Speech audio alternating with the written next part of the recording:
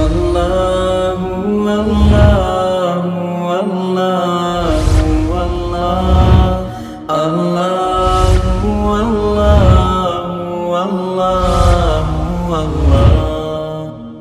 اللہ اللہ۔ بسم اللہ الرحمن الرحیم۔ ہدایت النحو کا 8واں باب ہے خاتمہ فی الاسم، سبق نمبر 1 میں خوش آمدید۔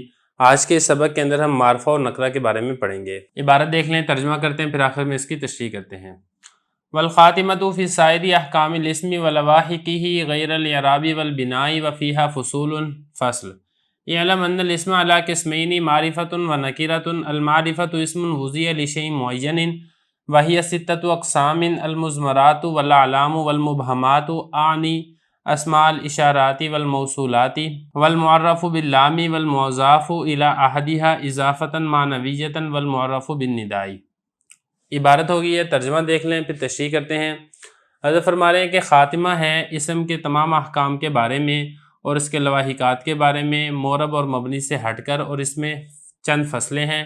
فصل اول، تو جان لے کہ اسم 2 قسم پر ہے، معرفہ اور نکرہ۔ معرفہ وہ اسم ہے جس کو وضع کیا گیا ہو کسی متعین چیز کے لیے، اور اس کی 6 قسمیں ہیں: مضمرات ضمیریں، اور علم نام، اور مبہمات میں مراد لیتا ہوں اسماء اشارات اور اسماء موصولات کو، اور معرف باللام، اور وہ جو مضاف ہو ان میں سے کسی ایک کی طرف اضافت معنویہ کے اعتبار سے، اور معرف بالنداء۔ عبارت ہوگی ہے، ترجمہ ہو گیا، اب چلتے ہیں اس کی تشریح کی طرف۔ دیکھیں، اس میں جو ہم بات پڑھ رہے تھے، اس میں معرب ہم نے پڑھ لیا ہے، اس میں مبنی ہم نے پڑھ لیا ہے۔ اب یہ جو حضرت نے خاتمے کے تحت ایک عنوان باندھا ہے، اس باب کے اندر جو معرب اور مبنی سے ہٹ کر اسم کے جتنے بقیہ احکام ہیں وہ سارے بیان ہوں گے، اور جب یہ والا باب ہمارا مکمل ہوگا، اس کے بعد جو اگلا باب ہے اس میں پھر فعل کے احکام انشاءاللہ شروع ہوں گے۔ تو یہ حضرت نے فرمایا کہ جو خاتمہ ہے اس میں اسم کے جتنے باقی احکام رہتے ہیں معرب اور مبنی ہونے سے ہٹ کے، اعراب سے مراد ہے معرب اور بنا سے مراد ہے مبنی، معرب اور مبنی سے ہٹ کر اسم اور اس کے لواحقات، یعنی اسم کے ساتھ جو جو احکام لاحق کیے جاتے ہیں، یا جو جو چیزیں اسم کے حکم کے اندر ہیں، وہ ساری کی ساری تفصیل ہم انشاءاللہ اس باب کے اندر بیان کریں گے۔ تو حضرت نے فرمایا وفیہا فصول، اس کے اندر چند فصلیں ہیں۔ اب یہ جو پہلی فصل یہاں سے شروع ہو رہی ہے، یہ حضرت فرما رہے ہیں کہ جو اسم ہے اس کی 2 قسمیں ہیں، ایک ہے معرفہ اور دوسرا ہے نکرہ۔ اب معرفہ کی تعریف کی، معرفہ وہ اسم ہے جس کو وضع کیا گیا ہے کسی خاص متعین چیز کے لیے، اس کو معرفہ کہا جاتا ہے، اور اس کی کتنی قسمیں؟ اس کی 6 قسمیں ہیں۔ نمبر 1 المضمرات، ضمیریں۔ یہ پہلے تفصیل سے گزر چکے ہیں کہ کل 60 ضمیریں ہیں، ایک ترتیب کے مطابق، دوسرے قول کے مطابق یہ 70 ضمیریں ہیں۔ اور دوسرے نمبر پر ہے اعلام۔ اعلام جمع ہے علم کی، کسی فرد متعین اور کسی جزئی فرد کا جو خاص نام ہوتا ہے اس کو علم کہا جاتا ہے۔ اس کے بعد آگے ہیں مبہمات۔ مبہمات یعنی جس کے اندر ابہام پایا جائے۔ تو یہاں پہ اب سوال یہ پیدا ہوتا ہے کہ جو معرفہ ہے، معرفہ کے اندر تو تعیین ہوتی ہے، تو اگر معرفہ کے اندر ہی ابہام پایا جائے گا تو پھر معرفہ اور نکرہ میں فرق کیا رہے گا؟ تو دیکھیں، اس میں حضرت یہ فرما رہے ہیں کہ یہ جو مبہمات ہیں، ہوتا یہ معرفہ ہی ہے، ہوتی اس کے اندر تعیین ہی ہے، لیکن اس کے اندر جو تعیین کا جو کامل درجہ ہے وہ نہیں پایا جاتا، جو کہ دیگر معرفہ کی اقسام کے اندر پایا جاتا ہے۔ اس کے اندر تعیین کا ناقص درجہ پایا جاتا ہے۔ تو خلاصہ یہ کہ کچھ نہ کچھ اس کے اندر ابہام ہوتا ہے، جس کی وجہ سے اس کو مبہمات شمار کیا گیا ہے۔ اس کا یہ مطلب بالکل نہیں ہے کہ یہ فرد غیر متعین پر دلالت کرتا ہے، جیسا کہ اس میں نکرہ دلالت کرتا ہے۔ تو مبہمات سے مراد کیا ہے؟ مبہمات سے مراد یہ ہے، پہلے اس کو یہ دوسرا ہو گیا علم، تیسرا ہے مبہمات۔ اس سے مراد کیا ہے؟ اسماء اشارات اور اسماء موصولات، یعنی اس کے اندر کچھ نہ کچھ ابہام پایا جاتا ہے۔ یہ اپنے جس پر دلالت کیے جاتے ہیں، جس کے لیے ان کو وضع کیا جاتا ہے، اس پر دلالت کرنے میں کسی غیر کی محتاج ہوتے ہیں۔ جیسے اسم اشارہ وہ مشار الیہ کا محتاج ہوتا ہے، اور اسی طریقے سے جو اسم موصول ہے وہ اپنے صلہ کا محتاج ہوتا ہے۔ 3 ہو گئے۔ نمبر 4 معرف باللام، یعنی لفظ نکرہ ہو اور اس کے اوپر جب الف لام داخل کر دیا جائے تعریف کا، تو پھر وہ نکرہ جو لفظ ہے وہ معرفہ بن جاتا ہے۔ نمبر 5، 5ویں نمبر پر یہ ہے کہ جو پیچھے معرفہ کی آپ نے اقسام پڑھ لی ہیں، ان اقسام کی طرف اگر کوئی نکرہ یہ مضاف ہے تو وہ نکرہ اسم بھی معرفہ بن جاتا ہے۔ مثال کے طور پہ غلام، اب یہ نکرہ ہے، لیکن جب آپ اس کی اضافت کر دیں گے زید معرفہ کی طرف، اور آپ کہیں گے غلام زیدن، اب یہی غلام جو پہلے نکرہ تھا، یہ اضافت کی وجہ سے یہ معرفہ بن جائے گا۔ یہ فرما رہے ہیں کہ جس کی اضافت کی جائے اضافت معنوی، مراد یہ کہ اضافت اگر کی جائے تو اضافت معنوی ہونی چاہیے، اضافت لفظی نہیں ہونی چاہیے۔ اب اضافت معنوی اور اضافت لفظی کیا ہے وہ ساری تفصیل میں آپ کو پہلے بتا چکا ہوں۔ یہ ہوگی 5 قسمیں۔ نمبر 6 معرف بالنداء، یعنی حرف ندا کے ذریعے سے جس کو معرفہ بنایا جائے، ہو تو وہ نکرہ لیکن جب اس کے اوپر حرف ندا داخل کر کے اس کو معرفہ بنا دیا جائے تو وہ بھی معرفہ بن جاتا ہے۔ مثال کے طور پہ یا رجل، اب یا کے ذریعے سے رجل کو ندا دی جا رہی ہے تو پھر اب یہ جو رجل ہے یہ بھی معرفہ بن جائے گا۔ بہرحال اس کے اندر تفصیل ہے، وہ ساری تفصیل آپ پیچھے پڑھ چکے ہیں۔ تو یہ 6 قسمیں ہیں، یہ اس اعتبار سے 6 قسمیں بنی ہیں کہ جو مبہمات ہیں، اسماء اشارات اور اسماء موصولات، ان کو آپ نے ایک قسم شمار کیا، اور اگر آپ ان کو الگ الگ شمار کرتے ہیں، اسماء اشارہ کو الگ کرتے ہیں، موصولات کو الگ کرتے ہیں، تو بھی 6 قسمیں نہیں بنیں گی، پھر کل 7 قسمیں یہ بنیں گے۔ تو کچھ ہم نے یہاں تک عبارت حل کر لی ہے، باقی بات میں اس کو مٹا کے پھر لکھتا ہوں۔ عبارت دیکھ لیں، پھر ترجمہ کرتے ہیں اور آخر میں اس کی تشریح کرتے ہیں۔ وَالْعَلَمُ مَا وُضِعَ لِشَيْءٍ مُعَيَّنٍ لَا يَتَنَاوَلُ غَيْرَهُ بِوَزْنٍ وَاحِدٍ وَأَعْرَفُ الْمَعَارِفِ الْمُضْمَرُ الْمُتَكَلِّمُ نحو انا ونحن ثم المخاطب نحو انت ثم الغائب نحن ہوا ثم العلم ثم المبہمات ثم المعرف باللام ثم المعرف بالنداء والمضاف فی قوة المضاف الیہ والنکرۃ ما وضع لشیء غیر معین کرجل وفرس۔ عبارت ہوگی ہے، ترجمہ دیکھ لیں پھر تشریح کرتے ہیں۔ حضرت فرماتے ہیں کہ علم وہ ہے جس کو وضع کیا جائے ایک متعین چیز کے لیے، وہ شامل نہ ہو کسی دوسرے کو ایک وضع کے ساتھ، اور معرفہ میں سے جو زیادہ معرفہ ہے وہ ہے ضمیر متکلم جیسا کہ انا اور نحنو، پھر ضمیر مخاطب جیسے انتا، پھر ضمیر غائب جیسے ہوا، پھر علم ہے، پھر مبہمات ہیں، پھر معرف باللام ہے، پھر معرف بالندا ہے، اور مضاف یہ مضاف الیہ کی قوت میں ہوتا ہے، اور نکرہ وہ ہے جس کو وضع کیا جائے شے غیر معین کے لیے جیسے کہ رجل اور فرس۔ عبارت اور ترجمہ ہو گیا، اب چلتے ہیں اس کی تشریح کی طرف۔ دیکھیں یہاں سے علم کے بارے میں بتایا جا رہا ہے کہ علم وہ ہے جس کو ایک مخصوص چیز کے لیے وضع کیا جاتا ہے کہ وہ اس کے علاوہ کو شامل نہیں ہوتی ایک وضع کے ساتھ۔ مثال کے طور پہ ہم نے جو زید کا نام ہے وہ ذات زید کے لیے وضع کر دیا ہے، جب ہم زید بولیں گے تو اس سے مراد ذات زید ہی ہوگی۔ اب یہ لفظ زید سے مراد وہی ذات زید ہے کیونکہ وضع یہ صرف اسی ایک شخص کے لیے ہی ہے، لیکن جب ہم زید بولیں گے تو اس سے کوئی اور اس کے اندر شامل اور داخل نہیں ہوگا۔ لیکن اگر ہم کوئی اور لفظ استعمال کر لیتے ہیں جو 2 سے زیادہ کے لیے وضع کیا گیا ہو تو وہ دوسرے کے اوپر بھی صادق آ سکتا ہے۔ مثال کے طور پہ میں کہتا ہوں محنتی طالب علم درجہ ثانیہ کا، وہ کھڑا ہو جائے۔ اب اس میں جو بھی محنتی ہوں گے وہ کھڑے ہو جائیں گے کیونکہ یہ جو لفظ ہے یہ اس اعتبار سے وضع کیا گیا ہے، یہ ایک وضع کے ساتھ 2 سے زیادہ کے اوپر یا 2 کے اوپر 3 کے اوپر 4 کے اوپر صادق آ سکتا ہے۔ تو خلاصہ یہ ہے کہ جو علم ہے وہ صرف ایک ہی فرد واحد پر ہی صادق آئے گا، اس کے علاوہ کسی اور کو شامل اور داخل نہیں ہوگا۔ یہ فرمایا کہ علم وہ ہے جس کو وضع کیا گیا شے معین کے لیے، شامل اور داخل نہ ہو کسی غیر کو ایک وضع کے ساتھ۔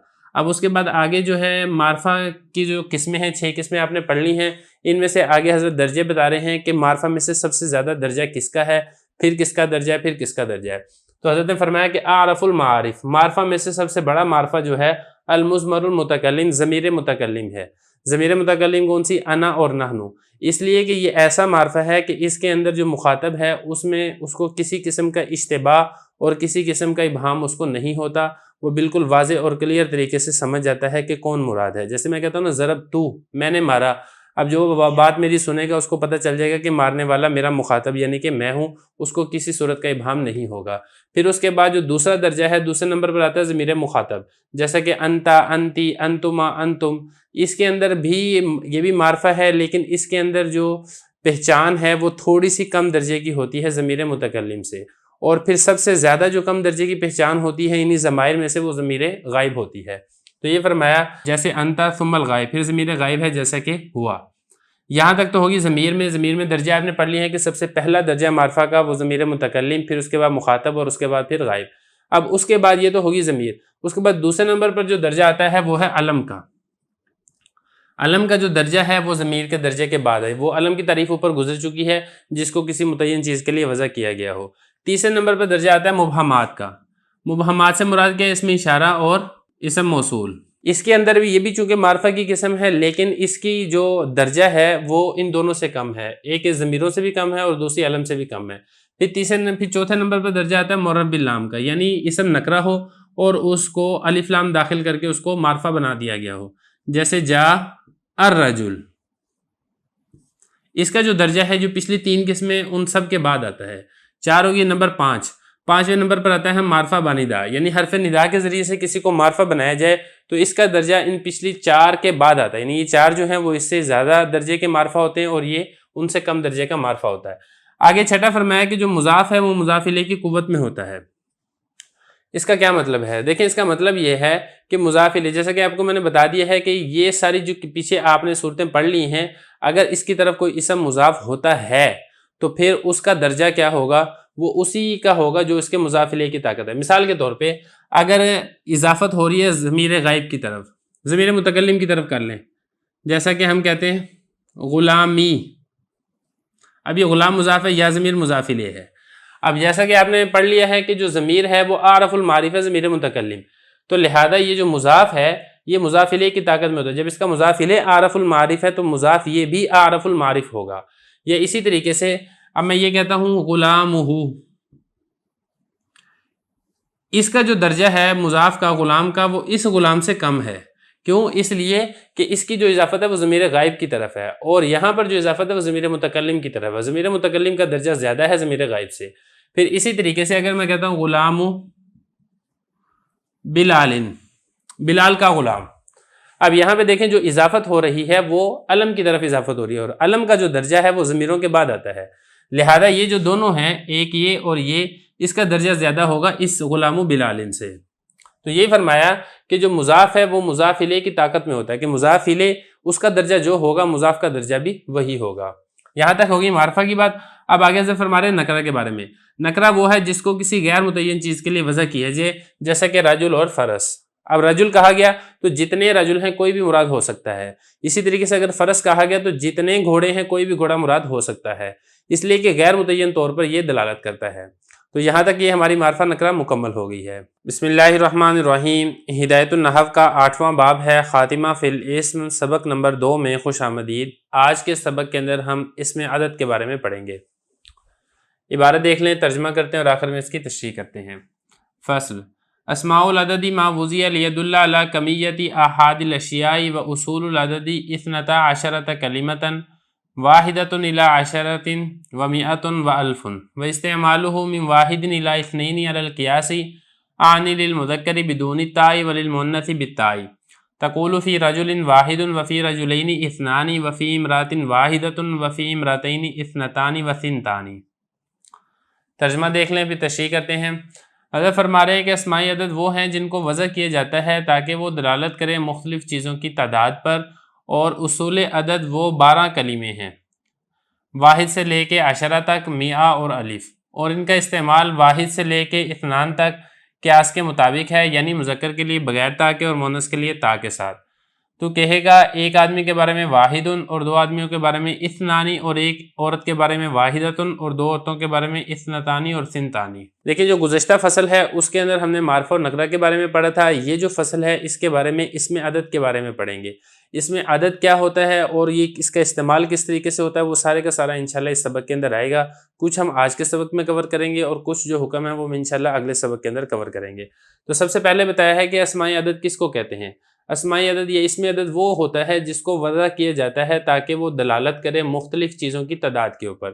دیکھیں یہ گنتی کو اسم عدد کہا جاتا ہے، اور جس چیز کو گنا جاتا ہے اس کو معدود کہا جاتا ہے۔ گنتی کو عربی میں کہتے ہیں عدد، اور جس کو گنا جاتا ہے اس کو کہا جاتا ہے معدود۔ اب یہ جو اسم عدد ہوتا ہے یہ دلالت کرتا ہے تاکہ معدود کی تعداد بتا دے، گنتی بتا دے۔ کوئی بھی چیز ہے، کتابیں ہیں تو وہ کتنی کتابیں ہیں، کاپیاں ہیں تو وہ کتنی کاپی ہیں، وغیرہ ذالک۔ تو یہ فرمایا احاد مختلف چیزوں کی کمیت تعداد کے اوپر جو لفظ دلالت کرتا ہے اس کو اسم عدد کہا جاتا ہے۔ وہ اصول العدد 12 کلمۃ، آگے فرمایا کہ جو اصول عدد ہیں وہ 12 کلمے ہیں۔ جو گنتی کے جو اصل لفظ کو وضع کیے گئے ہیں یہ کچھ 12 الفاظ ہیں جن کو چیزوں کی گنتی کے لیے وضع کیا گیا ہے۔ باقی جو اس کے علاوہ استعمال ہوتا ہے وہ یہی والے بار بار ریپیٹ ہوتے ہیں، حرف عطف کے ذریعے سے یا پھر ممیز تمیز کے ذریعے سے، اس کے اندر تھوڑی سی تبدیلی کر کے بار بار یہی لفظ ہی ریپیٹ ہوتے ہیں۔ جیسے ہم اردو میں کہتے ہیں نا کہ جو کل الفاظ ہیں گنتی کے لیے وہ کتنے ہیں، وہ 10 ہیں، 0 سے لے کے 9 تک، یہ 2 ہیں۔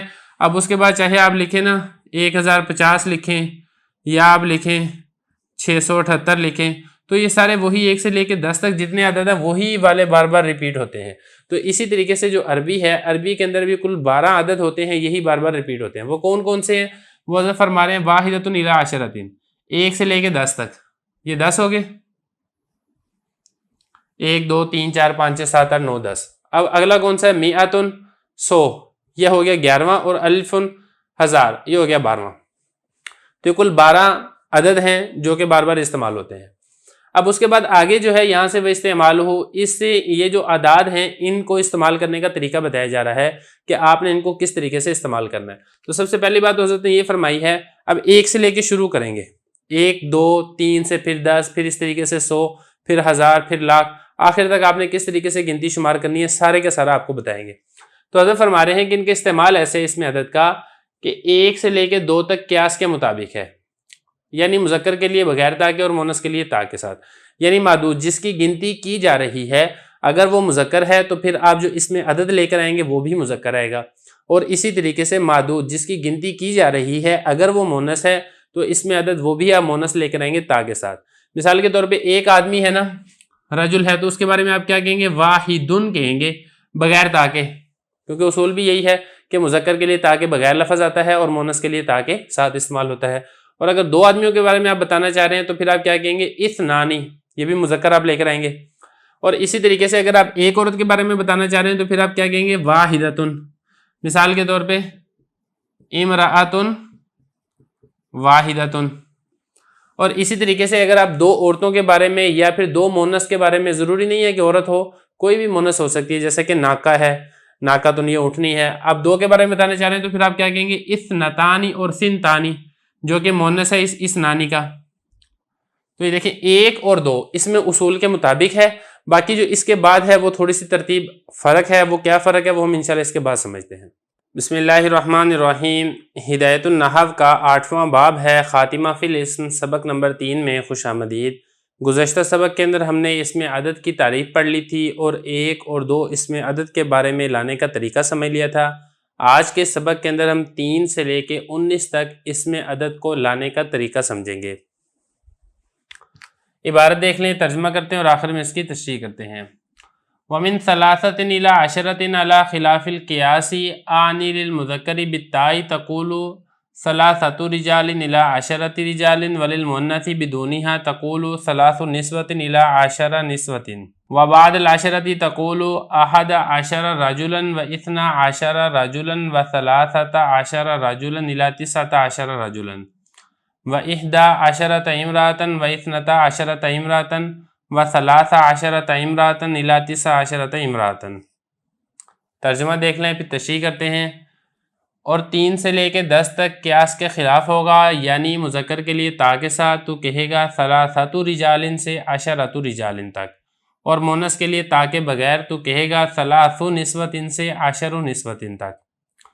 और 10 के बाद तो कहेगा अहदा आशरा रजुलन, इस्ना आशरा रजुलन, और सलासता आशरा रजुलन से तिस्सता आशरा रजुलन, इहदा आशरता इमरातन व इस्नता आशरता इमरातन, और सलासा आशरता इमरातन से तिस्सा आशरा इमरातन। यहाँ तक इबारत होगी है, तर्जमा हो गया। अब चलते हैं इसकी तशरीह की तरफ। देखें, गुज़श्ता सबक के अंदर हमने आपको ये बता दिया था कि मादूद 1 और 2 हो तो इसमें अदद भी मादूद के मुताबिक होगा, यानी 1 अगर मुज़क्कर है तो फिर बग़ैर ता के, और अगर 1 मुन्नस है तो फिर ता के साथ, और इसी तरीके से अगर 2 है तो फिर आपने इसमें अदद तस्निया मुज़क्कर वाला लेकर आना है मुज़क्कर के लिए, और तस्निया मुन्नस वाला लेकर आना है मुन्नस के लिए। अब यहाँ से अगला जो उसूल है वो ये है कि इसमें अदद 3 से लेके 10 तक ये कैसे इस्तेमाल होगा। देखिए, कुल 8 अदद बनते हैं, 3 4 5 6 7 8 9 10। ये जो 8 अदद हैं इनमें आपने क्यास के बरक्स करना है। मतलब क्यास तो यही कहते हैं ना कि अगर मुज़क्कर है तो ता के बगैर और मुन्नस है तो ता के साथ, लेकिन आपने यहाँ पर तरतीब उलट कर देनी है। यानी अगर मुज़क्कर है तो आपने ता के साथ लेकर आना है इसमें अदद को, और इसी तरीके से अगर मादूद वो मुन्नस है तो फिर आपने इसमें अदद को ता के बगैर लेकर आना है। यही फरमाया कि 3 से 10 तक क्यास के बरक्स हो गए, यानी मुज़क्कर के लिए ता के साथ आप लेकर आएंगे। मिसाल के तौर पे रिजाल है ना, मर्द 2 से ज़्यादा, 3 बताने तो आपने सलासू नहीं कहना, बल्कि आपने क्या कहना है, सलासातु, ता के साथ आपने लेकर आना है। इसी तरीके से अरबातु रिजालिन, खमसातु रिजालिन, सित्तातु रिजालिन, सबातु रिजालिन, समानियतु रिजालिन, तिसातु रिजालिन, अशरतु रिजालिन। تو 2 کے بعد سے 3 4 5 6 7 8 9 10 سب کے اندر آپ نے جو عدد ہے اس میں تا لے کر آنی ہے، اور مونس کے اندر بدون ہے، اس کے بغیر. یہ جو ہا ضمیر ہے یہ لوٹ رہی ہے اس تا کی طرف کہ جو مونس ہے اس میں عدد آپ تا کے بغیر لے کر آئیں گے. مثال کے طور پہ نسوتن، یہ مونس ہے نا جمع، اب امرا کی جمع ہے، جمع من غیر لفظی، تو اس کے لیے آپ اس میں عدد ثلاثو لے کر آئیں گے. اس طریقے سے ثلاثاتو نہیں لے کر آئیں گے. ثلاثو نسوتن، اربعو نسوتن، خمسو نسوتن، اس طریقے سے 3 سے لے کے 10 تک ان 8 عدد کے اندر معدود اگر مونس ہے تو آپ نے اس میں عدد وہ مذکر لے کر آنا ہے. یہ تو ہو گیا 10. اب بعد العشرہ، 10 کے بعد آپ نے کیا کہنا ہے؟ احد عشر. اچھا اس میں اب اور چیز سمجھے، دیکھیں جو 10 کے بعد ہے اس میں عدد یہی والے لگیں گے جو آپ نے پڑھ لیے نا، واحد، اثنان، ثلاثہ، اربع، خمسہ، یہ سارے عدد ہی لگیں گے. لیکن یہ جو ہے نا 11 سے لے کے 19 تک اس کا بتا رہے ہیں. ایک تو پہلی بات ہم نے یہ سمجھ لیا کہ 10 تو لگے گا سب کے ساتھ، کیونکہ جو 11 ہے نا اس میں 10 جمع 1 ہے. اسی طریقے سے جو 15 ہے نا اس میں 10 جمع 5 ہے، اس طریقے سے ہے. تو پہلی بات تو یہ ہے کہ 10 لگنا ہے سب کے ساتھ. اب دوسرا اصول آپ یہ سمجھیں کہ جو معدود ہے اس میں اور جو 10 یعنی عشر لگنا ہے، ان دونوں میں قیاس کی مطابقت ہوگی. مثال کے طور پہ اگر مونس ہے تو پھر آپ عشرہ نہیں کہیں گے، عشرتن کہیں گے، بلکہ یہ تو 11 ہے نا تو اس میں عشرتن تو نہیں استعمال ہوگا، عشرۃ استعمال ہوگا. اور اسی طریقے سے اگر مذکر ہے تو پھر آپ عشرہ کہیں گے. ایک اصول تو یہ ہے، مطلب 11 ہے نا، 11 میں اگر مذکر آپ نے بتانا ہے تو آپ کیا کہیں گے؟ احد عشرہ. اور اسی طریقے سے اگر آپ نے 11 عورتوں کا بتانا ہے تو آپ کیا کہیں گے؟ احدی عشرۃ. اسی طریقے سے لے کے 12 13 14 15 16 17 18 19 تک سب کے ساتھ آپ نے یہی والا سلوک کرنا ہے. اچھا اب اس کے بعد بات کر لیتے ہیں جو پہلا عدد لگے گا. 10 کا تو اصول ہم نے سمجھ لیا ہے. اب جو اس کے شروع میں لگے گا، 1 لگے گا، 2 لگے گا، 3 لگے گا، 4 لگے گا، 5 لگے گا، اس کے بارے میں کیا اصول ہے؟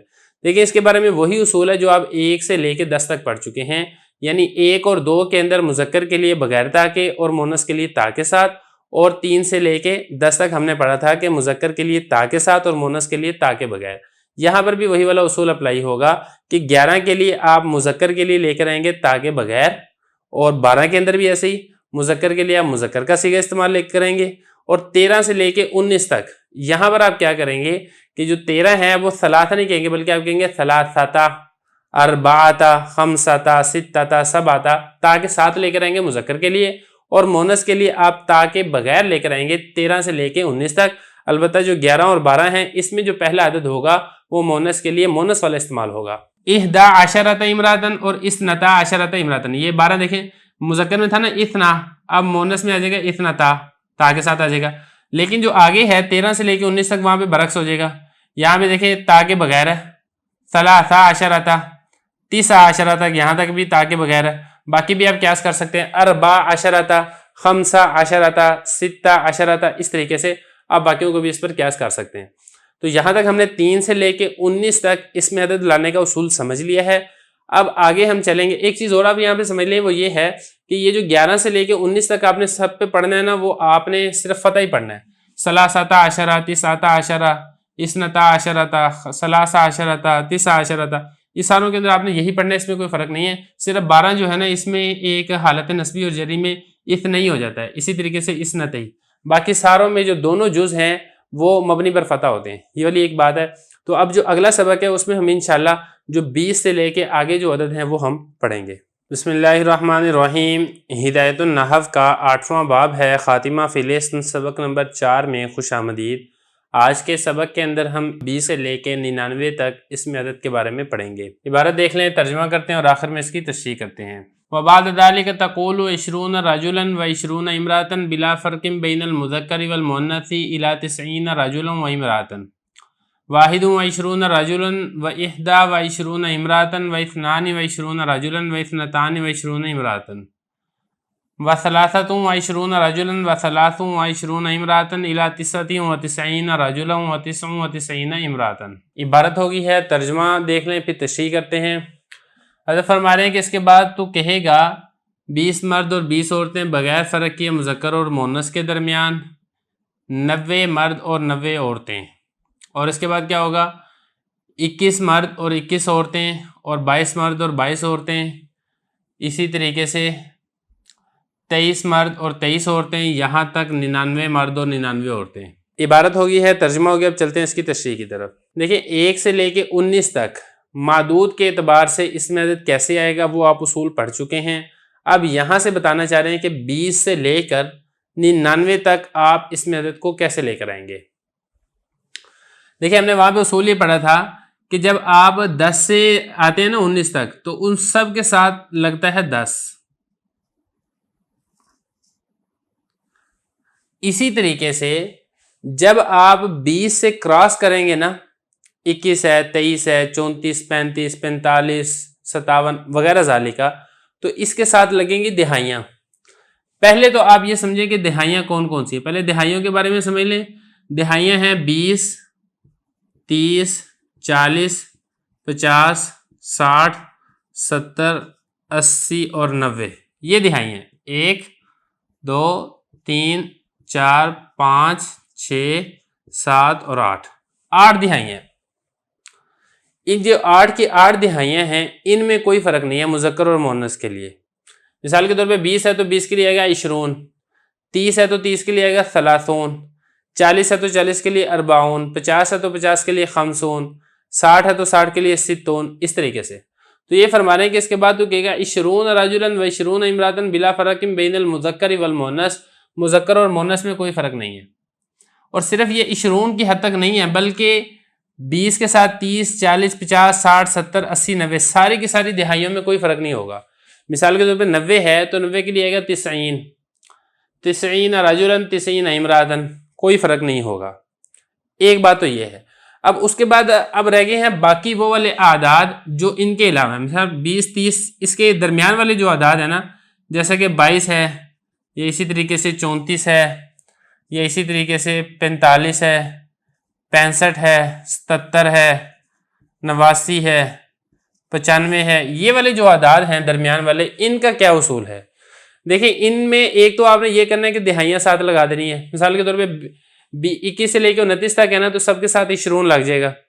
ये इसी तरीके से 31 से लेकर 39 तक है तो सबके साथ 30 लग जाएगा। ये इसी तरीके से 41 से लेकर 49 तक है तो सबके साथ 40 लग जाएगा। 51 से लेकर 59 तक सबके साथ 50 लग जाएगा। एक तो ये है, और इसमें कोई फ़र्क नहीं है मुज़क्कर और मुअन्नस के दरमियान। अब उसके बाद जो है ना, जो दरमियान वाले 21, 22, 23 से जो दरमियान वाले आदाद हैं, 9 आदाद, इनके बारे में आप ये समझें कि आपने इनके बारे में जो 1 और 2 हैं, इसमें तो वही वाला उसूल जो आप शुरू से पढ़ते आ रहे हैं कि मुज़क्कर के लिए मुज़क्कर और मुअन्नस के लिए मुअन्नस। मिसाल के तौर पे 21 है तो एक तो लग गया ना 20, आपने बताना है 21 मर्द, 20 लगा दें और शुरू में आप लगाएंगे वाहिद, वाहिदुन व 20 राजुलन।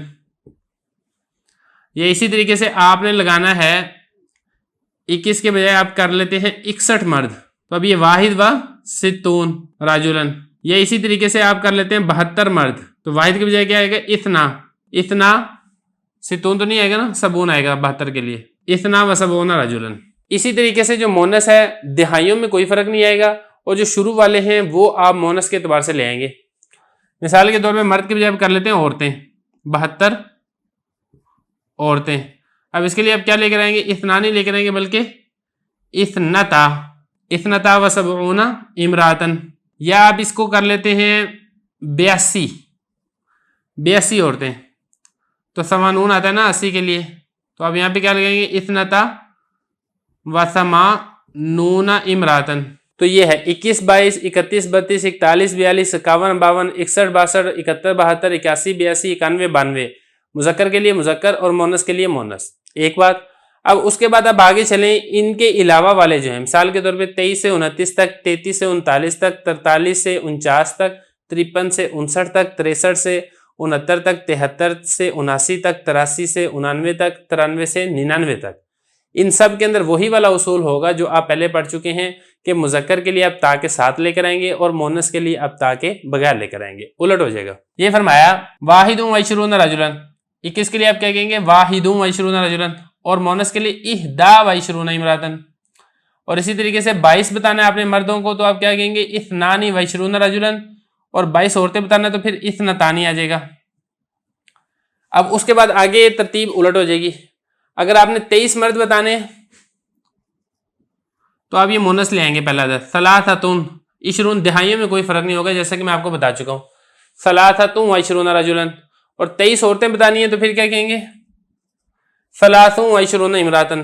یہاں سے لے کے 99 مرد اور عورتوں تک. اب 99 مرد بتانے ہیں تو پھر تسعۃ کہیں گے آپ تسعۃ و تسعون رجلا اور 99 عورتیں بتانی ہیں تو پھر تسعن کہیں گے تسعۃ نہیں کہیں گے.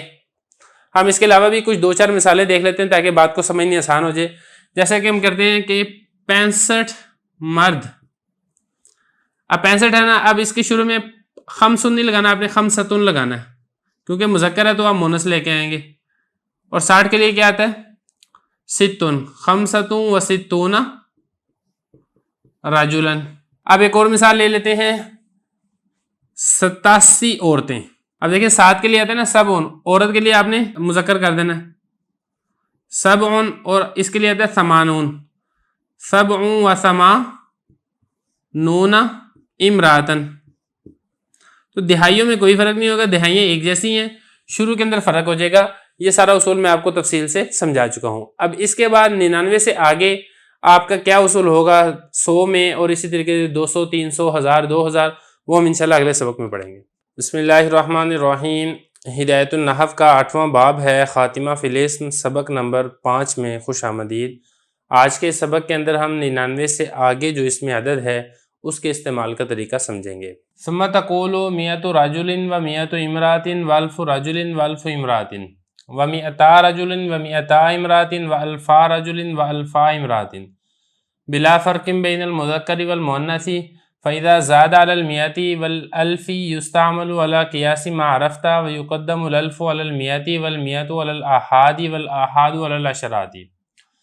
تقول عندي 1121 رجلا وألفان ومئتان واثنان وعشرون رجلا وأربعة آلاف وتسعمائة وخمس وأربعون امرأة وعليك بالقياس. ترجمہ دیکھ لیں. پھر تو کہے گا مئۃ رجل مئۃ امراۃ الف رجل الف امراۃ مئتا رجل مئتا امراۃ الفا رجل الفا امراۃ. بغیر فرق کیے مذکر اور مؤنث کے جب 100 اور 1000 سے بڑھ جائیں گے تو استعمال کیے جائیں گے اسی قیاس کے مطابق جو آپ پہچان چکے ہیں, اور مقدم کیا جائے گا 1000 کو 100 پر اور 100 کو اکائیوں پر اور اکائیوں کو دہائیوں پر. تو کہے گا اندی الف و مئۃ واحد و عشرون رجل وعلیک بالقیاس, اور تو اسی کے اوپر قیاس کر لے. عبارت ہوگی ہے, ترجمہ ہوگی. اب چلتے ہیں اس کی تشریح کی طرف. دیکھیں 99 تک اس میں عدد کے استعمال کا طریقہ آپ پڑھ چکے ہیں. اب آگے 100 اور 100 سے آگے آپ نے کس طریقے سے استعمال کرنا ہے وہ آپ کو بتا رہے ہیں. تو پہلی بات تو آپ یہ سمجھیں کہ 100 کو عربی میں کہتے ہیں میاں, اور اس میں مذکر اور مؤنث میں کوئی فرق نہیں ہے. اگر 100 مرد ہوں تو مئۃ رجلین, 100 عورتیں ہوں تو مئۃ امراۃ. اسی طریقے سے 1000 کو عربی میں کہا جاتا ہے الف. الف اس میں بھی کوئی فرق نہیں ہے, مذکر کے لیے بھی الف استعمال ہوتا ہے, مؤنث کے لیے بھی الف استعمال ہوتا ہے. مثال کے طور پہ مذکر کے لیے الف رجل اور مؤنث کے لیے الف امراۃ. اسی طریقے سے اگر آپ نے 200 بتانا ہے یا آپ نے 2000 بتانا ہے تو آپ مئہ اور الف کی تثنیہ بنا لیں گے. مثال کے طور پہ مئۃ یہ کہیں گے 100 کو, اور اس کی تثنیہ ہوگی مئتانی. اسی طریقے سے الف یہ ہوگا 1000, اور 2000 کے لیے اس کی تثنیہ آ جائے گی الفانی. لیکن اس کے بعد جو عدد معدود آتا ہے جس کو تمیز کہا جاتا ہے, یہ اس میں عدد اس کی طرف مضاف ہوتا ہے, اضافت کے ساتھ آتا ہے, اور اضافت کے وقت جیسا کہ آپ کو معلوم ہے نون تثنیہ گر جاتا ہے. تو اسی وجہ سے جب آپ 200 کہیں گے تو آپ مئتان ہی نہیں کہیں گے بلکہ آپ کہیں گے مئتا رجلین. اور اسی طریقے سے 200 عورتوں کے لیے مئتا امراۃ, اور اسی طریقے سے 2000 مردوں کے لیے الفا رجلین, اور 2000 عورتوں کے لیے الفا امراۃ, بغیر فرق کیے مذکر اور مؤنث کے. تو بتانا یہ چاہ رہے ہیں کہ واحد میں بھی اور تثنیہ میں بھی دونوں میں مذکر اور مؤنث کے اعتبار سے کوئی فرق نہیں ہوگا. فَإِذَا زَادَ عَلَى الْمِئَةِ وَالْأَلْفِ يُسْتَعْمَلُ عَلَى قِيَاسِ مَا عَرَفْتَ.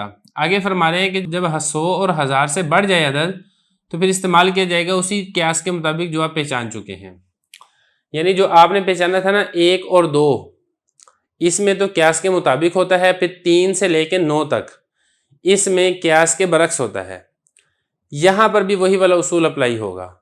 مثال کے طور پہ اگر آپ نے کہنا نا 300 مرد، تو آپ سلاسو نہیں کہیں گے بلکہ آپ کیا کہیں گے؟ سلاساتو میاتی رجالن، کیونکہ میاں میں تو کوئی فرق نہیں ہوگا، لیکن یہاں پہ اب دیکھیں رجال یہ جب مذکر ہے تو آپ یہاں پہ عدد مؤنث لے آئیں گے، اور اسی طریقے سے اگر آپ نے عورتوں کا کہنا ہے تو پھر آپ کیا کہیں گے؟ سلاسو میاتی نسوتن، اس طریقے سے۔ تو یہ فرما رہے ہیں کہ جب 100 اور 1000 سے بڑھ جائے تو پھر اسی قیاس کے مطابق آپ استعمال کریں گے جو آپ پہچان چکے ہیں۔ یہ 100 کی میں نے آپ کو مثال دے دی، آپ 1000 کی مثال بھی اس میں لے سکتے ہیں۔ مثال کے طور پہ آپ کہتے ہیں 5000 عورتیں، تو آپ اس میں کیا کریں گے؟ خمسو الفی نسائن یا نسوتن، دونوں طرح ٹھیک ہے، اس طریقے سے۔ تو یہاں پہ دیکھیں اس کو خمسو لے کر آئیں گے، خمساتو نہیں لے کر آئیں گے، کیونکہ 3 سے 9 تک آپ کو معلوم ہے کہ وہ قیاس کے برعکس استعمال ہوتا ہے۔ وَيُقَدَّمُ الْأَلْفُ عَلَى الْمِيَةِ وَالْمِيَةُ وَالْأَحَادِ وَالْأَحَادُ عَلَى الْعَشْرَاتِ، یہ ایک بڑا اہم مسئلہ ہے، اس کو بھی سمجھ لیں۔ دیکھیں اس میں جو عربی کے اندر گنتی لکھنے کی ترتیب ہوتی ہے، اس میں ترتیب کیا ہوتی ہے؟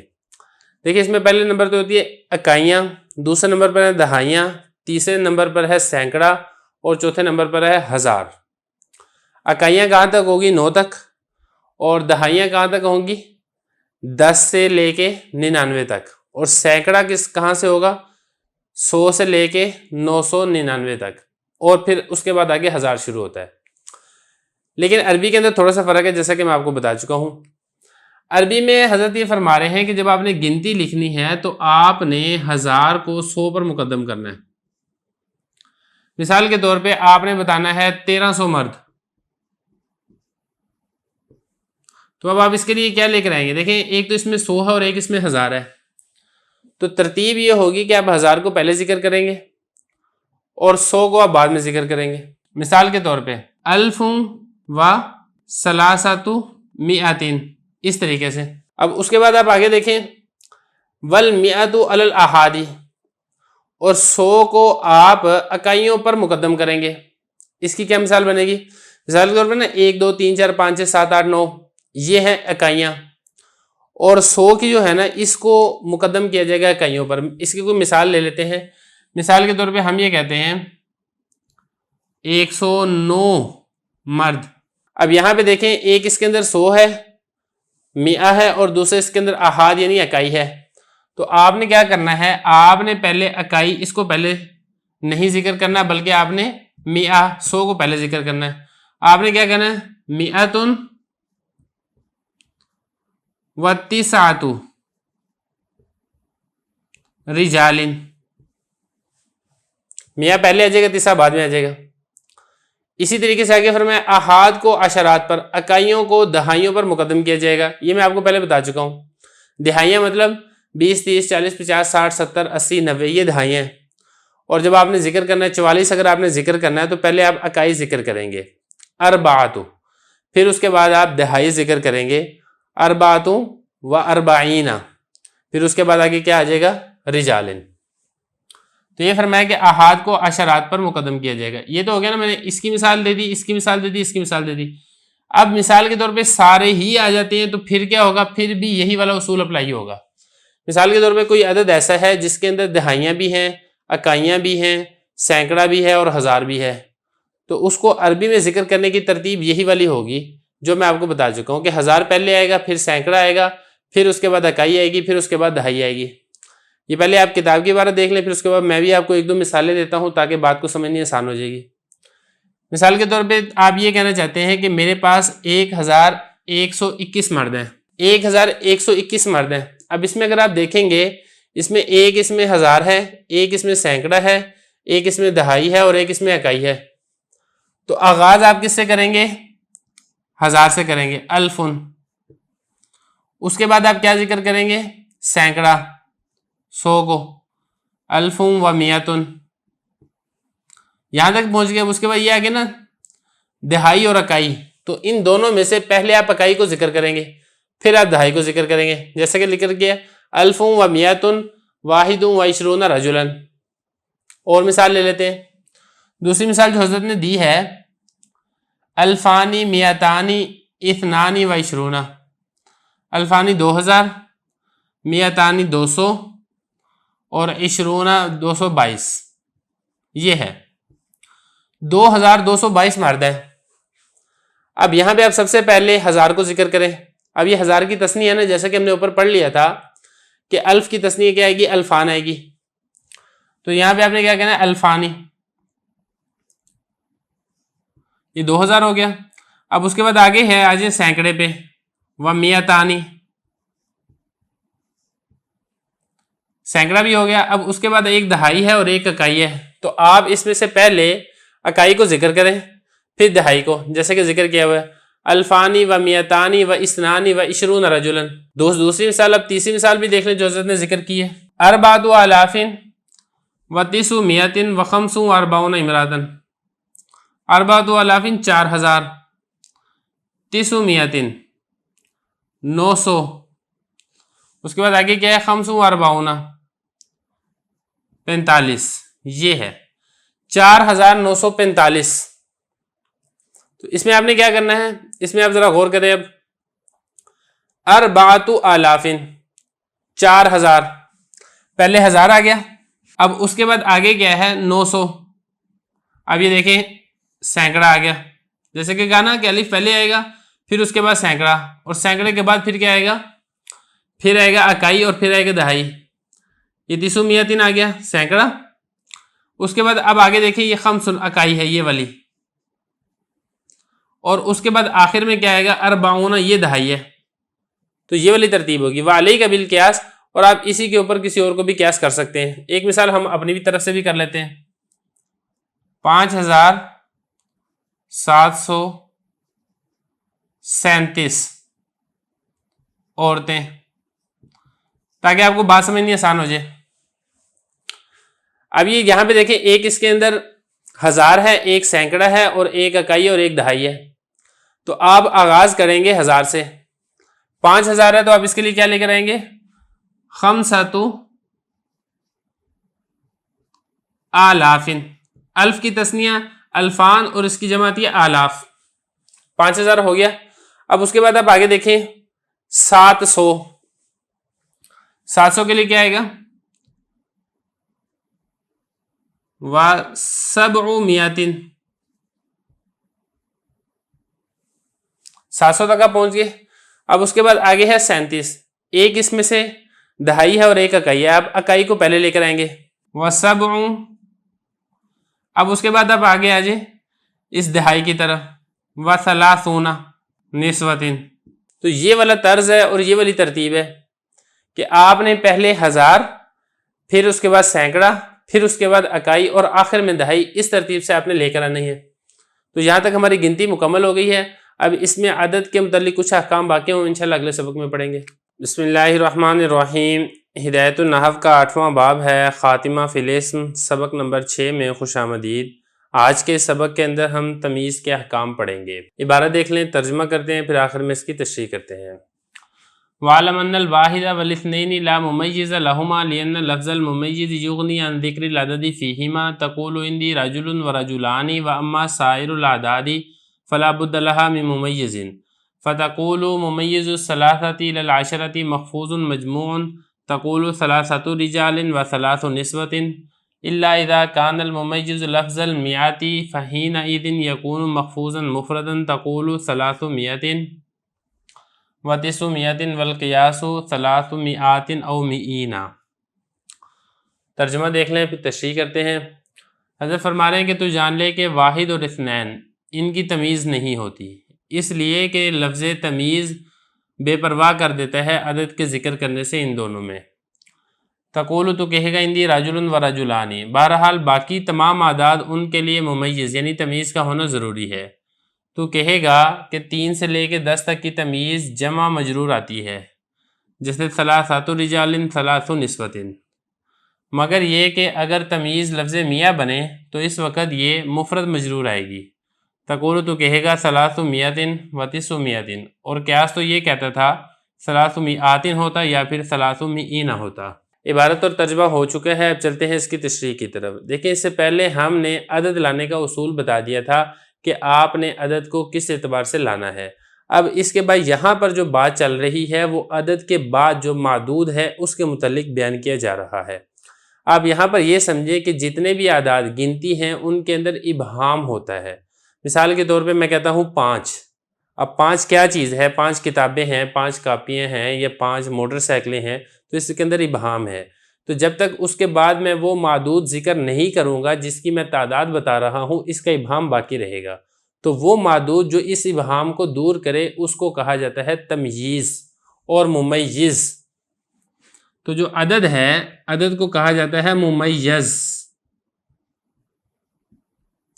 ممیز کا مطلب جس کی تمییز لائی جائے، جو اس عدد سے ابہام کو دور کرے۔ اور جو معدود ہے یعنی جس کی میں گنتی بتاتا ہوں وہ بنتا ہے ممیز۔ اس کو آپ ممیز بھی پڑھ سکتے ہیں اور آپ اس کو تمییز بھی کہہ سکتے ہیں۔ یعنی یہ جو معدود ہے یہ اس عدد سے ابہام کو دور کرتا ہے۔ مثال کے طور پہ 3 مرد۔ اب یہ جو مرد ہے اس نے 3 سے ابہام کو دور کر دیا اور وضاحت کر دی کہ 3 کیا ہیں۔ اب یہاں پر جو آج کا سبق ہے وہ ہم نے، اب دیکھیں جو تھا نا عدد یعنی ممیز، وہ کیسے آئے گا، وہ کس ترتیب سے لایا جائے گا، وہ ساری اصول آپ پیچھے پڑھ چکے ہیں۔ آج کے سبق کا اصل تعلق ہے تمییز کے ساتھ، کہ آپ نے جو عدد کا معدود ہے اس ممیز کی جو تمییز ہے، یا پھر ہم یہ کہیں کہ اس ممیز کی جو ممیز ہے وہ آپ نے کس اعتبار سے لے کر آنی ہے وہ بتایا جائے گا۔ تو پہلی بات تو یہ بتائیے کہ جو واحد اور اثنین ان کی تمییز نہیں آتی، کیونکہ یہ جو تمییز ہے اس کو ممیز کی ضرورت ہی نہیں ہوتی ہے۔ آپ نے جب یہ بتانا ہے نا کہ رجل، ایک آدمی کا بتانا ہے، تو آپ صرف رجل کہہ لیں، رجل واحد کہنے کی ضرورت ہی نہیں ہے۔ یا اسی طریقے سے آپ نے 2 آدمیوں کا بتانا ہے تو آپ رجل کی تثنیہ لے آئیں گے، رجلانی، تو آپ کو اسنانی لانے کی ضرورت ہی نہیں ہے، ممیز لانے کی ضرورت نہیں ہے، تو پھر اس کی تمیز بھی نہیں آئے گی۔ تو یہی فرمایا کہ ان کے لیے تمیز نہیں آتی، کیونکہ لفظ ممیز جو تمیز ہے اس کو ممیز کی ضرورت ہی نہیں ہے۔ یہ فرمایا کہ اس لیے کہ جو ممیز یعنی تمیز ہے وہ بے پرواہ کر دیتی ہے عدد کے ذکر کرنے سے، فیہما، ان دونوں میں۔ یہ جو ہما ضمیر ہے یہ واحد اور اثنین کی طرح لوٹ رہی ہے۔ مثال کے طور پہ اگر آپ نے کہنا نا 1 مرد، تو آپ رجل کہہ دیں گے۔ اب آپ یہ جو ممیز رجل لے آئے ہیں اس کا ممیز ہی نہیں ہے، جب ممیز نہیں ہے تو پھر اس کی تمیز بھی نہیں ہے۔ اسی طریقے سے رجلانی آپ کہہ دیں گے، تو جب آپ نے رجلانی کہہ دیا ہے تو آپ کو اسنان کہنے کی ضرورت نہیں ہے، اسنان نہ ممیز ہوگا نہ اس کی تمیز ہوگی۔ تو یہ فرمایا کہ اس کی جو تمیز ہے اس کو ممیز کی ضرورت ہی نہیں ہے، تو اس لیے فرمایا کہ اس کے لیے ممیز نہیں آتا۔ واما سائر العدد، اس کے علاوہ 1 اور 2 کے علاوہ جتنے بھی گنتیاں ہیں، 3 ہیں، 5 ہیں، 10 ہیں، 1000 ہے، 5000 ہے، فلا بد لہا من ممیز، اس کے لیے ممیز یعنی تمیز کی ضرورت ہے، وہ معدود بتانے کی ضرورت ہے جس سے اس ممیز سے ابہام دور ہو جائے۔ اور تو کہے گا 3 سے لے کے 10 تک کی جو تمیز ہے وہ جمع مجرور آتی ہے۔ اگلا اصول کہ جو 3 سے لے کے 10 ہے اس کی جو آپ نے تمیز لے کر آنی ہے وہ جمع مجرور لے کر آنی ہے۔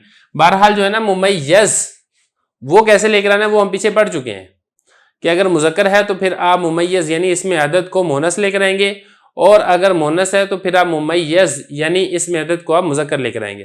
اب دیکھیں تقول ثلاثۃ رجال، 3 مرد کہنا ہے، اب رجال، یہ دیکھیں جمع مجرور ہے، مجموع کا مطلب جمع، مخفوض کا مطلب مجرور۔ اب یہ دیکھیں یہ جو تمیز آ رہی ہے یہ جمع مجرور ہے۔ یہ اسی طریقے سے ثلاث نسوۃ، یہاں پر یہ جو تمیز ہے نسوہ یہ بھی جمع مجرور آ رہی ہے۔ آگے فرمایا کہ جب ممیز لفظ میاں بنے تو اس وقت وہ مفرد مجرور ہوگا۔ اگلا مسئلہ یہ ایک تو اصول تو میں نے آپ کو بتا دینا کہ جو اس میں عدد ہوتا ہے یہ ممیز ہوتا ہے، لیکن بعض اوقات یہ ہوتا ہے کہ اس میں عدد یہ خود بھی تمیز بن جاتا ہے۔ مثال کے طور پہ 300، اب 300 کو کیا کہتے ہیں؟ 300۔ اب اس عبارت میں اگر آپ غور کریں گے تو 300 یہ بنے گا ممیز، اور یہ میاں یہ بنے گی اس کی تمیز، اور تمیز کو آپ کو معلوم ہے کہ ممیز بھی کہا جاتا ہے۔ تو بتا یہ رہے ہیں کہ جب لفظ میاں یہ تمیز بنے تو اس وقت یہ مفرد مجرور ہوگی، یعنی 3 سے لے کے 9 تک ہونا تو یہ تھا نا جیسے کہ اوپر پڑھا کہ 3 سے لے کے 9 تک کی جو تمیز ہے وہ جمع مجرور ہوتی ہے، لیکن جب لفظ میاں یہ خود تمیز بنے گا تو آپ نے اس کو جمع نہیں لے کر آنا، میعات نہیں لے کر آئیں گے، یا اس طریقے سے میئین نہیں لے کر آئیں گے بلکہ آپ اس کو میاں واحد ہی لے کر آئیں گے. یہ فرما رہے ہیں مگر یہ کہ جب لفظ میاں یہ تمیز بنے تو اس وقت یہ مخفوض مطلب مجرور ہوگا، مفرد ہوگا. تقولو تو کہے گا ثلاثو میاتین، میعاد نہیں کہیں گے. یہ اسی طریقے سے تسعو میاتین، 900. والقیاسو ثلاثو میاتین و میئینا، قیاس تو یہ کہہ رہا تھا کہ آپ یہ کہتے ہیں ثلاثو میاتین یا پھر آپ یہ کہتے ہیں ثلاثو میئینا. تو یہاں تک ہم نے کچھ اصول پڑھ لیے ہیں، باقی کچھ رہتے ہیں وہ انشاءاللہ اس کے بعد پڑھیں گے. بسم اللہ الرحمن الرحیم. ہدایت النحو کا 8واں باب ہے، خاتمہ فی الاسم، سبق نمبر 7 میں خوش آمدید. 1 سے لے کے 9 تک تمیز کے بارے میں اصول ہم نے پڑھ لیا تھا. اب اس کے بعد جو آگے والے اعداد ہیں اس میں آپ تمیز کس طریقے سے لے کر آئیں گے وہ سارا اصول ہم آج پڑھیں گے. عبارت دیکھ لیں، ترجمہ کرتے ہیں اور آخر میں اس کی تشریح کرتے ہیں. وَمُمَيِّزُ أَحَدَ عَشَرَ إِلَىٰ 99 مَنْصُوبٌ مُفْرَدٌ تَقُولُ 11 رَجُلٌ وَإِحْدَى عَشَرَةَ امْرَأَةً و99 رَجُلًا و99 امْرَأَةً. ومميز 100 وألف وتثنيتهما وجمع الألف مخفوض مفرد تقول 100 رجل و100 امرأة وألف رجل وألف امرأة و100 رجل و100 امرأة وألفا رجل وألفا امرأة و3,000 رجل و3,000 امرأة. عبارت ہو گئی ہے، اب اس کا ترجمہ کر لیتے ہیں پھر آخر میں اس کی تشریح کریں گے. حضرت فرما رہے ہیں کہ 11 سے لے کے 99 تک کی جو تمیز ہے وہ منصوب مفرد آئے گی. آپ یہ کہیں گے 11 رجل اور اسی طریقے سے 11 امراتن اور 99 رجل 99 امراتن. اور 100 کی تمیز، 1000 کی تمیز اور ان دونوں کے تثنیہ کی تمیز اور 1000 کی جمع کی تمیز یہ مفرد مجرور آتی ہے. آپ کہیں گے 100 رجل 100 امراتن، 1000 رجل 1000 امراتن، 100 رجل 100 امراتن، الفا رجل الفا امراتن، 3,000 رجل 3,000 امراتن. عبارت اور ترجمہ ہو گیا ہے، اب چلتے ہیں اس کی تشریح کی طرف. دیکھیں تمیز کے بارے میں آپ اصول پڑھ رہے ہیں، یعنی عدد کے بعد والا جو معدود ہے اس کو تمیز کہا جاتا ہے. میں آپ کو پہلے گزشتہ سبق کے اندر تفصیل سے بتا چکا ہوں. جو عدد ہے اس کو کیسے لایا جائے گا، کیا کیا اصول ہیں، وہ ساری تفصیلات پہلے پڑھ چکے ہیں. یہاں سے بتا رہے ہیں جو 11 سے لے کے 9000 تک بلکہ اس سے آگے تک جہاں تک بھی ہو تو اس کو تمیز آپ نے کس طریقے سے لے کے آنا ہے، کہاں پہ واحد لے کر آئیں گے، کہاں پہ تثنیہ اور کہاں پہ جمع، اور اسی طریقے سے کہاں پہ منصوب، کہاں پہ مرفوع اور کہاں پہ مجرور. تو سب سے پہلے تو بتایا ہے 11 سے لے کے 99 تک اس کی جو تمیز آئے گی وہ آئے گی منصوب اور مفرد. اچھا، اس میں کوئی فرق نہیں ہے کہ جو عدد ہے وہ چاہے آپ مذکر والا لے کر آئیں چاہے وہ عدد آپ مؤنث والا لے کر آئیں، کیونکہ معدود مذکر ہو یا معدود مؤنث ہو، لانا آپ نے اس کو مفرد اور منصوب ہی ہے. مثال کے طور پہ 11 بتانے تو 11 رجلا مفرد منصوب ہے. 11 عورتیں بتانی 11 امرأۃن. یہ اس کے علاوہ آپ کچھ اور بھی کر سکتے ہیں. مثال کے طور پہ میں یہاں پہ لیتا ہوں 55 اونٹ. تو آپ نے سب سے پہلے تو یہ لے کر آنا ہے نا کہ جو عدد ہے، عدد آپ کس طریقے سے لے کر آئیں گے. وہ میں آپ کو اصول بتا چکا تھا کہ آپ پہلے اکائی کو لے کر آئیں گے پھر دہائی کو. تو اونٹ چونکہ یہ مذکر ہے تو لہذا جو اکائی آئے گی وہ اکائی مؤنث آئے گی. مثال کے طور پہ 50 اور 50 کو کہتے ہیں 50، 50 و 50. یہاں تک ہو گیا عدد. اب آگے جو اس کی تمیز آئے گی نا وہ آپ نے لے کے آنی ہے مفرد منصوب جملن. اور اسی طریقے سے اگر یہاں پہ اونٹنی آ جائے تو آپ نے اس کو 50 کے بجائے کر دینا 50، 50 و 50 ناقتن. تو چاہے مذکر ہو چاہے مؤنث ہو آئے گی وہ مفرد منصوبی. 99 تک اسی طریقے سے ہی ہے. اب اس کے بعد آپ آگے دیکھیں، آگے فرما رہے ہیں 100 کی تمیز، 1000 کی تمیز اور ان دونوں کے تثنیہ کی تمیز اور 1000 کی جمع کی تمیز یہ مفرد مجرور آئے گی. مثال کے طور پہ آپ نے بتانا ہے، محفوظ کا مطلب مجرور، 100 آدمیوں کا بتانا ہے تو آپ نے کیا کہنا ہے 100 رجلین. اب یہ 100 ممیز ہے اور اس کی جو تمیز ہے، یہ اس کا جو ممیز ہے رجل، یہ مفرد ہے اور مجرور ہے. اسی طریقے سے 100 امرأۃن، 1000 رجلین، 1000 امرأۃن، یہ واحد ہو گیا. اب ان کے تثنیہ میں بھی ایسے ہی ہے 100 رجلین. اب یہ دیکھیں جب اس کی آپ نے تمیز مفرد مجرور لے کر آنی ہے تو اس سے جو پہلے والا ممیز ہے وہ بنے گا مضاف اور یہ بنے گا مضاف الیہ. تو دیکھیں یہ تو تھا نا 100 ہی تھا، لیکن جب آپ نے اس کی اضافت کی ہے اس رجل کی طرح تو اضافت کی وجہ سے اس کی تنوین گر گئی. اسی طریقے سے یہ بھی میعتانی تھا، لیکن جب اس کی اضافت ہوئی ہے امرأہ کی طرف تو اس کی تنوین گر گئی۔ اسی طریقے سے الفانی تھا، اضافت ہوئی تو اس کی تنوین گر گئی۔ تو یہ جو اس کی تمیز آئے گی وہ مفرد مجروری آئے گی، جیسے کہ آپ کو ساری مثالوں میں لکھی ہوئی نظر آ رہی ہے۔ اسی طریقے سے الفا امراتن 2000 عورتیں، 3000 مرد کو کیا کہیں گے؟ ثلاثۃ آلاف رجل۔ اب یہ دیکھیں چونکہ 2 سے بڑھ گئے ہیں تو اب اس کی تثنیہ تو نہیں آئے گی، جمع آئے گی، تو یہ الف کی تثنیہ الفان اور الف کی جمع آلاف، تو یہ ثلاثۃ آلاف رجل، سارے کو آپ مضاف مضاف الیہ بنائیں گے۔ اسی طریقے سے یہ بھی ہے ثلاث آلاف امراتن، اور یہاں پہ دیکھیں یہ جو ہے نا ثلاث، یہ مذکر اس لیے ہے کیونکہ یہاں پہ مؤنث ہے، جیسا کہ آپ کو معلوم ہے کہ 3 سے لے کے 9 تک یہ ترتیب الٹ ہوتی ہے۔ تو یہاں تک یہ تمیز لانے کا طریقہ یہ بھی آپ اچھے طریقے سے سمجھ گئے ہیں، اور اسی کے ساتھ ہی جو اسم عدد والی بحث ہے وہ مکمل ہو گئی ہے۔ اب اس کے بعد ہم انشاءاللہ آگے اسم کی 2 قسمیں پڑھیں گے۔ بسم اللہ الرحمن الرحیم۔ ہدایت النحو کا 8واں باب ہے، خاتمہ فی الاسم، سبق نمبر 8 میں خوش آمدید۔ آج کے سبق کے اندر ہم مذکر اور مؤنث کے بارے میں پڑھیں گے۔ فصل الاسم اما مذکر و اما مؤنث فالمؤنث ما فیہ علامت التانیث لفظا او تقدیرا فالمذکر ما بخلافہ وعلامت التانیث ثلاثۃ التاء كطلحة والالف المكسورة كحبلى والالف الممدودة كحمراء والمقدرة انما هو التاء فقط كأرز ودار بدلیل اریزة ودویرة۔ ثم المؤنث على قسمین حقیقی وهو ما بإزائه مذکر من الحیوان كامرأة وناقة، ولفظی وهو ما بخلافه كظلمة وعین۔ وقد عرفت احکام الفعل اذا اسند الى المؤنث فلا نعیدها۔ عبارت ہوگی ہے، اس کا ترجمہ دیکھ لیں پھر تشریح کرتے ہیں۔ حضرت فرما رہے ہیں کہ اسم یا تو مذکر ہوتا ہے یا مؤنث ہوتا ہے۔ مؤنث وہ ہے جس میں علامت تانیث پائی جائے لفظوں میں یا تقدیراً، مذکر وہ ہے جو اس کے خلاف ہو، اور علامت تانیث 3 ہیں، تا جیسا کہ طلحہ تو، اور الف مکسورہ جیسا کہ حبلہ، اور الف ممدودہ جیسا کہ حمراء، اور جو مقدر ہوتی ہے علامت وہ صرف تا ہوتی ہے، جیسا کہ ارزن اور دارن۔ دلیل یہ ہے کہ اریزتن اور دویرتن۔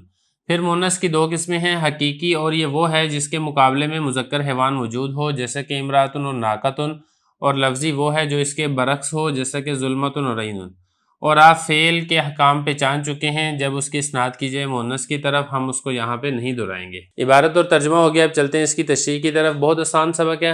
حضرت فرما رہے ہیں کہ اسم یا تو مذکر ہوگا یا پھر مؤنث ہوگا۔ اب مؤنث کس کو کہتے ہیں؟ جس کے اندر علامت تانیث پائی جائے، اور علامت تانیث یا تو لفظوں کے اندر موجود ہوگی یا پھر لفظوں میں موجود نہیں ہوگی، لیکن تقدیری طور پر اس کا اعتبار کیا گیا ہوگا۔ اب علامت تانیث کتنی ہیں؟ وہ 3 ہیں۔ ایک ہے کہ آخر میں گول تا ہو، اس کو کہا جاتا ہے تا مدورہ، یعنی گول تا۔ یہ وہ تا ہوتی ہے جو وقف کی صورت کے اندر ہا بن جاتی ہے۔ اور دوسری علامت تانیث ہے الف مکسورہ۔ مکسورہ یہ کسر سے ہے، اور کسر کہتے ہیں چھوٹے کو، تو الف مکسورہ کا مطلب ہے چھوٹا الف۔ اور دوسرا ہے الف ممدودہ۔ ممدودہ یہ مد سے ہے، مد کا مطلب ہوتا ہے کھینچنا، لمبا کرنا، تو یہ وہ الف ہے جس کو کھینچ کر لمبا کر کے پڑھا جاتا ہے۔ تو اس کے اندر پہچان کا کیا طریقہ ہے؟ دیکھیں، اگر تو الف مدہ کے بعد آگے حمزہ آ رہا ہے جیسا کہ یہ ہے تو اس کو کہا جائے گا الف ممدودہ، اور اگر الف مدہ کے بعد آگے حمزہ نہیں ہے تو پھر اس کو کہا جائے گا الف مکسورہ، جیسا کہ یہ نا حبلہ، اس کے بعد آگے آپ کو حمزہ لکھا ہوا نظر نہیں آ رہا تو یہ ہے الف مکسورہ، اور اس میں حمزہ لکھا ہوا نظر آ رہا ہے تو اس کو کہیں گے الف ممدودہ۔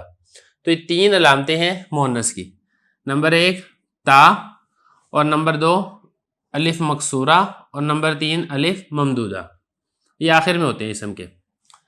تو اگر ان 3 علامتوں میں سے کوئی ایک علامت اب پائی جائے گی کسی اسم میں تو پھر وہ مؤنث ہوگا، اور اگر ان تینوں علامتوں میں سے کوئی علامت نہیں پائی جاتی تو پھر وہ اسم مؤنث نہیں ہوگا بلکہ وہ مذکر ہوگا۔ تو یہی فرمایا تھا فالمذکر ما بخلافہ، مذکر وہ ہے جو اس کے برعکس ہو۔ یہ جو خلافہ میں ہی ضمیر ہے یہ لوٹ رہا ہے اس مؤنث کی طرف، یعنی مذکر کے اندر علامت تانیث نہیں پائی جائے گی۔ یہ جو 3 علامتیں ہیں ان تینوں علامتوں میں سے کوئی علامت بھی نہیں پائی جائے گی۔ اچھا، لفظی طور پر یہ تو واضح ہے کہ لفظوں میں آپ کو لکھی ہوئی نظر آ رہی ہو، جیسے کہ تا لکھی نظر آ رہی ہے، یا الف مکسورہ لکھا ہوا نظر آ رہا ہے، یا الف ممدودہ لکھا ہوا نظر آ رہا ہے۔ تقدیراً کا کیا مطلب ہے؟ دیکھیں، فرما رہے ہیں کہ جو تقدیراً ہے وہ صرف اور صرف تا ہوگا۔ جو الف مکسورہ ہے اور الف ممدودہ ہے یہ تقدیری طور پہ ہم شمار نہیں کر سکتے کہ لفظوں کے اندر موجود نہیں ہے، اور ہم یہ شمار کر لیں کہ یہاں پہ تقدیری طور پر یا معنوی طور پر موجود تھا پھر حذف ہو گیا، ایسی بات نہیں ہے۔ جو حذف ہوگا وہ صرف اور صرف یہ گول تا ہی حذف ہوگا. تو یہ حضرت نے فرمایا والمقدرۃ انما هو التاء فقط، جو تائے تانیث جو چھپی ہوئی ہے نا، یہ کہا نا کہ علامت تانیث چھپی ہوئی ہو، تو علامت تانیث جو مقدر ہوگی وہ صرف اور صرف تا ہوگی. اب اس کی مثال کیا ہے؟ اب اس کی مثال آگے دے رہے ہیں حضرت ارضن اور دارن. یہ دو مثالیں دی ہیں. اب دیکھیں جو ارضن ہے اور دارن ہے یہ مؤنث ہے. اب لفظوں کے اندر آپ کو اس میں تینوں علامتوں میں سے کوئی علامت نظر نہیں آ رہی، نہ تو اس کے آخر میں گول تا ہے، نہ ہی الف مکسورہ ہے، نہ ہی الف ممدودہ ہے. لیکن یہاں پہ گول تا چھپی ہوئی مقدر موجود ہے. وہ کیسے؟ وہ اس لیے کہ اس کی جو تصغیر ہے وہ آتی ہے، ارضن کی تصغیر آتی ہے اریزتن اور دارن کی تصغیر آتی ہے دویرتن. اور اصول یہ ہے کہ جو تصغیر ہے وہ کسی چیز کو اس کی اصل کی طرف لوٹا دیتی ہے. یعنی تصغیر کے اندر جو چیز موجود ہوگی وہ اس کی حقیقت کے اندر داخل ہوگی، اور اگر تصغیر میں موجود نہیں ہے تو پھر اس کی حقیقت میں داخل بھی نہیں ہوگی.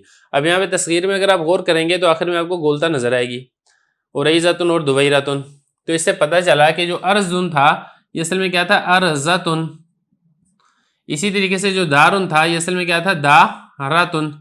دلیل کیا ہے ہمارے پاس؟ دلیل ان کی تصغیر ہے. تصغیر میں جب تا موجود ہے گولتا، تو پتہ چلا کہ لفظ کے اصل میں بھی تا موجود تھی، بعد میں اس کو حذف کر دیا گیا اور پیچھے بچا ارزن اور دارن. اچھا، اس میں آپ نے ایک چیز کا اور خیال رکھنا ہے کہ یہ یہاں پر جو تا مقدرہ ہوگی، یہ تا مقدرہ وہیں پر ہوگی جب کوئی اسم 3 حرفی ہوگا. جیسا کہ ارض 3 حرفی ہے، دار یہ 3 حرفی ہے. اگر 3 حرفی سے زائد ہے تو پھر اس میں تا مقدرہ نہیں ہوگی. بعض اوقات ایسا بھی ہوتا ہے کہ کوئی حرف 3 حرفی سے زائد ہوتا ہے، جیسا کہ زینب. اب یہ بھی مؤنث ہے، اس میں جو چوتھا حرف ہے با، یہ اسی گول تا کے قائم مقام ہوتا ہے، تو ایسا بھی ہو جاتا ہے.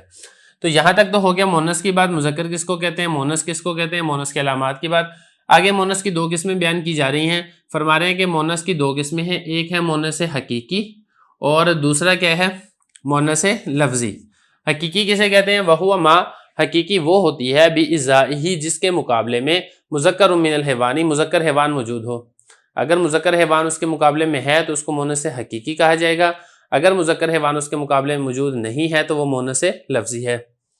جیسا کہ امراتن اور ناقتن. اب یہ مؤنث حقیقی کی مثال ہے، ناقتن یہ بھی مؤنث حقیقی کی مثال ہے. کیوں؟ کیونکہ امراتن کے مقابلے میں رجل آتا ہے اور ناقتن کے مقابلے میں جمل آتا ہے.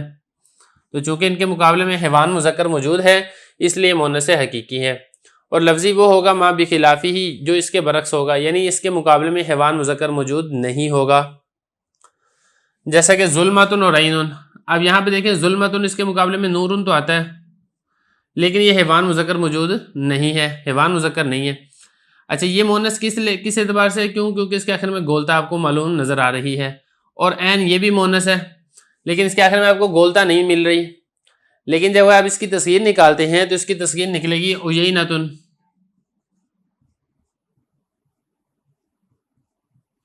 اب یہ دیکھیں اس کی تصغیر میں گولتا موجود تھی تو پتہ چلا کہ یہ جو عین ہے یہ بھی اصل میں عینتن تھا.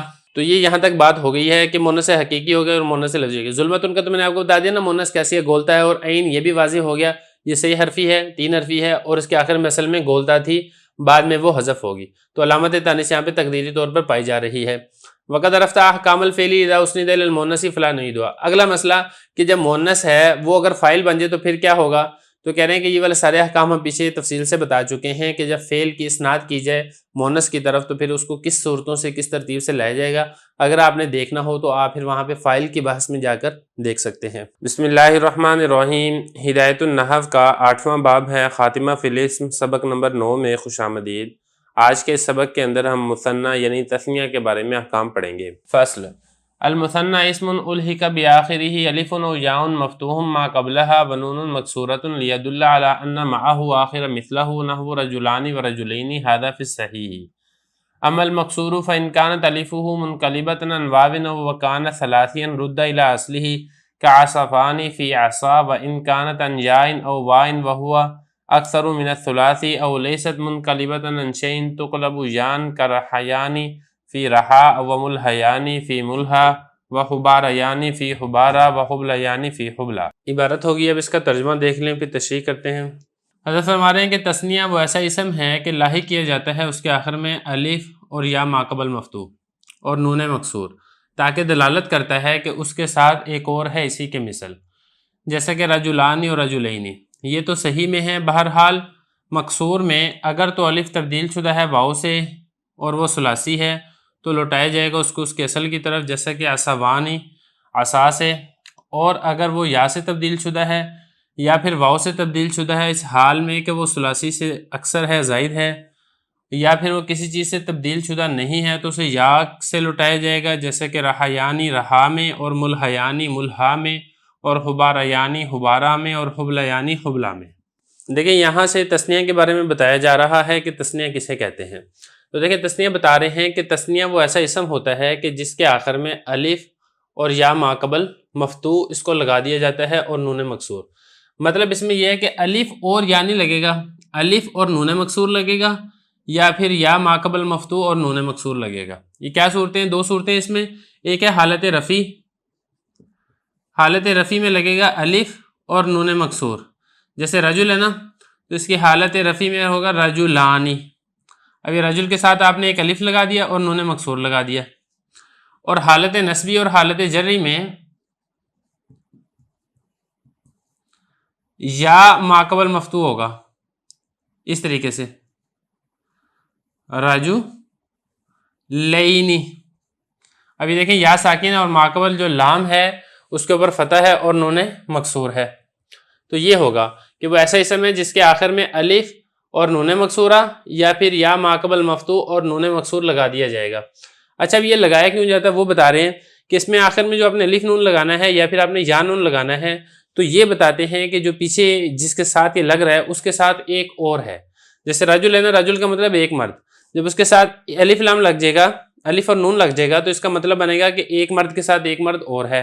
یہ اسی طریقے سے رجل ان کا مطلب ایک مرد تھا، جب اس کے ساتھ آخر میں آپ نے یا اور نون لگا دیں گے تو یہ بتائے گا کہ اس رجل کے ساتھ ایک رجل اور ہے۔ تو یہی فرمایا تاکہ دلالت کرے گا لَأَنَّ مَعَهُ آخِرَ مِثْلَهُ کہ بے شک اس کے ساتھ ایک اور ہے اس کی مثل۔ یہ جو معاہو میں ہو ضمیر ہے وہ اسم کی طرف لوٹ رہی ہے، جس اسم کے ساتھ اس کو لاحق کیا گیا ہے۔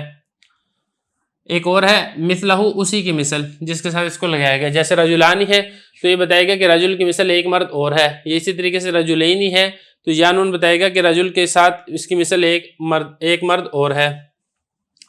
ھذا فی الصحیح، یہ بتا رہے ہیں کہ یہ صحیح کے اندر ہے۔ صحیح کا مطلب یہ کہ جب ہم نحو میں صحیح کی بات کرتے ہیں تو مطلب یہ ہوتا ہے کہ لام کلمہ کے مقابلے میں حرف علت نہ ہو، تو یہاں پہ اگر آپ دیکھیں گے نا تو لام کلمہ میں حرف علت نہیں ہے، تو اس میں تثنیہ بنانے کا یا آپ یہ کہ مثنیٰ بنانے کا یہی طریقہ ہے کہ الف اور نون یا پھر یا اور نون لگا دیں گے۔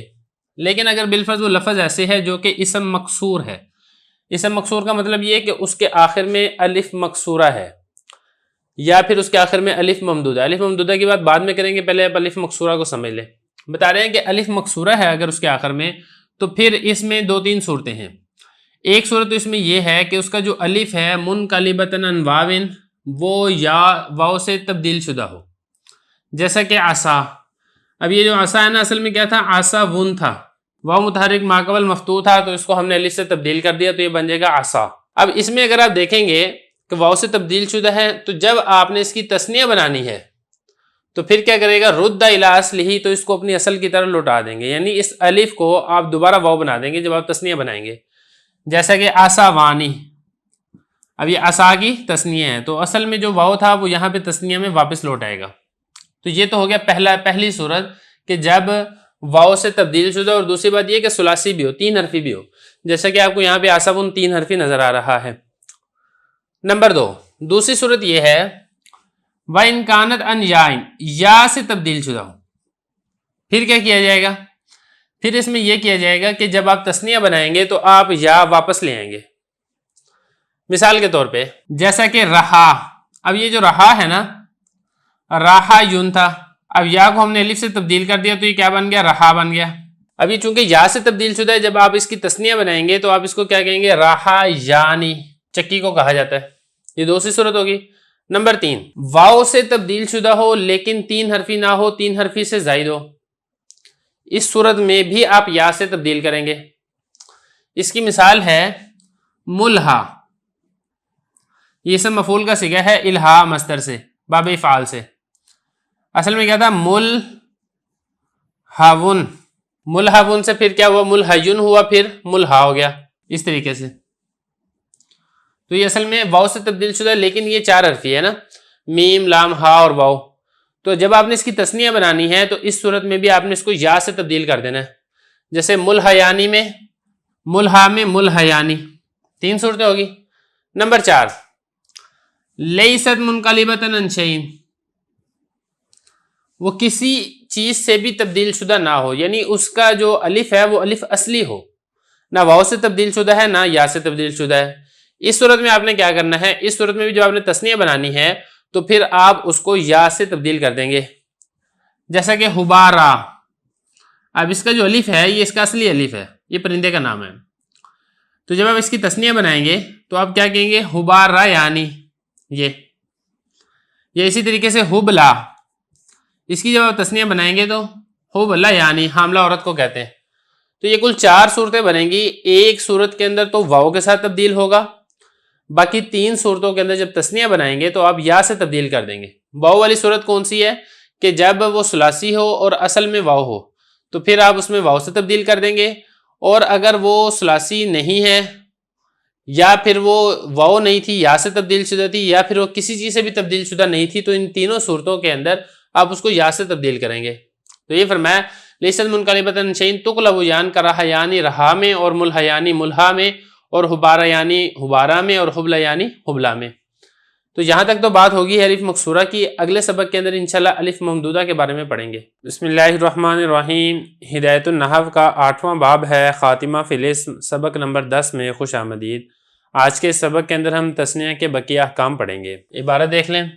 وَأَمَّا الْمَمْدُودُ فَإِنْ كَانَتْ هَمْزَتُهُ أَصْلِيَّةً تُثْبَتُ كَقُرَّآنِ وَإِنْ كَانَتْ لِلتَّأْنِيثِ تُقْلَبُ وَاوًا كَحَمْرَوَانِ فِي حَمْرَاء وَإِنْ كَانَتْ بَدْلًا مِنْ أَصْلٍ وَاوًا أَوْ يَاءً جَازَ فِيهِ الْوَجْهَانِ كَكِسَاوَانِ وَكِسَاءَانِ وَيَجِبُ حَذْفُ نُونِهِ عِنْدَ الْإِضَافَةِ تَقُولُ جَاءَنِي غُلَامَا زَيْدٍ وَمُسْلِمَا مِصْرٍ وَكَذَلِكَ تُحْذَفُ تَاءُ التَّأْنِيثِ فِي تَثْنِيَةِ الْخُصِيَّةِ وَالْإِلْيَةِ خَاصَّةً تَقُولُ خُصِيَانِ وَإِلْيَانِ لِأَنَّهُمَا مُتَلَازِمَانِ فَكَأَنَّهُمَا شَيْءٌ وَاحِدٌ. وَاعْلَمْ أَنَّهُ إِذَا أُرِيدَ إِضَافَةُ مُثَنًّى إِلَى الْمُثَنَّى يُعَبَّرُ عَنِ الْأَوَّلِ بِلَفْظِ الْجَمْعِ كَقَوْلِهِ تَعَالَى فَقَدْ صَغَتْ قُلُوبُكُمَا وَفَاقْطَعُوا أَيْدِيَهُمَا وَذَلِكَ لِكَرَاهَةِ اجْتِمَاعِ التَّثْنِيَتَيْنِ فِيمَا تَأَكَّدَ الْاِتِّصَالُ بَيْنَهُمَا لَفْظًا وَمَعْنًى. عبارت ہوگی. اب اس کا ترجمہ دیکھ لیں پھر تشریح کرتے ہیں.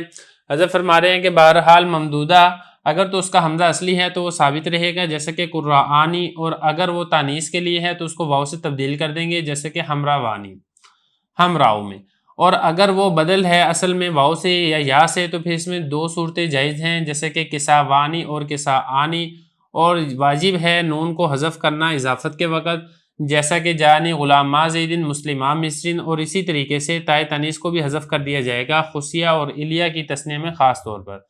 آپ کہیں گے خصیانی اور الیانی اس لیے کہ دونوں ایک دوسرے کو لازم ملزوم ہیں تو گویا کہ وہ ایک ہی شے ہیں. اور آپ جان لیں کہ جب آپ ارادہ کریں گے تسنیہ کی طرف اضافت کرنے کا تو پہلے کو تعبیر کیا جائے گا لفظ جمع کے ساتھ، جیسے کہ اللہ تعالیٰ کا فرمان ہے فقط سغت قلوبکما، اور اسی طریقے سے فاقطعوا ایدیہما، اور یہ اس وجہ سے ہے کہ تسنیہ کا جمع کرنا جبکہ ان دونوں میں لفظاً اور معناً متصل ہونے میں تاکید ہو. عبارت اور ترجمہ ہو گیا. اب چلتے ہیں اس کی تشریح کی طرف.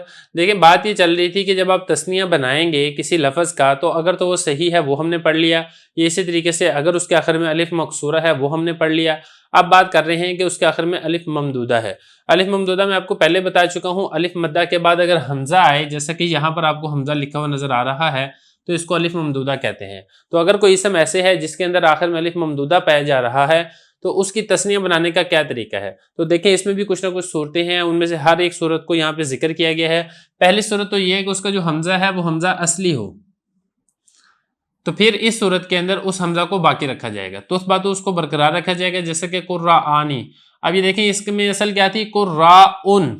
اب اس کا جو حمزہ تھا حمزہ اصلی تھا، جب ہم نے تسنیہ بنائی ہے تو اس کا جو اصلی والا حمزہ ہے اس کو اسی طریقے سے برقرار اور باقی رکھا گیا ہے. نمبر 1 صورت. نمبر 2 وَإِنْ كَانَتْ لِلتَّأْنِيثِ. دیکھیں یہ جو حمزہ الف ممدودہ کا ہوتا ہے جس طریقے سے اصلی ہوتا ہے اس طریقے سے تائے تانیث کی علامت بھی ہوتا ہے. غیر منصرف کے اندر آپ پڑھ چکے ہیں کہ جو مونس کے علامات ہیں ان میں سے ایک تو یہ ہے کہ اس کے آخر میں گولتا آتی ہے. اسی طریقے سے اگر کسی اسم کے آخر میں الف مکسورہ ہے یا الف ممدودہ ہے تو یہ بھی تانیث کی علامت کے طور پہ استعمال ہوتی ہے.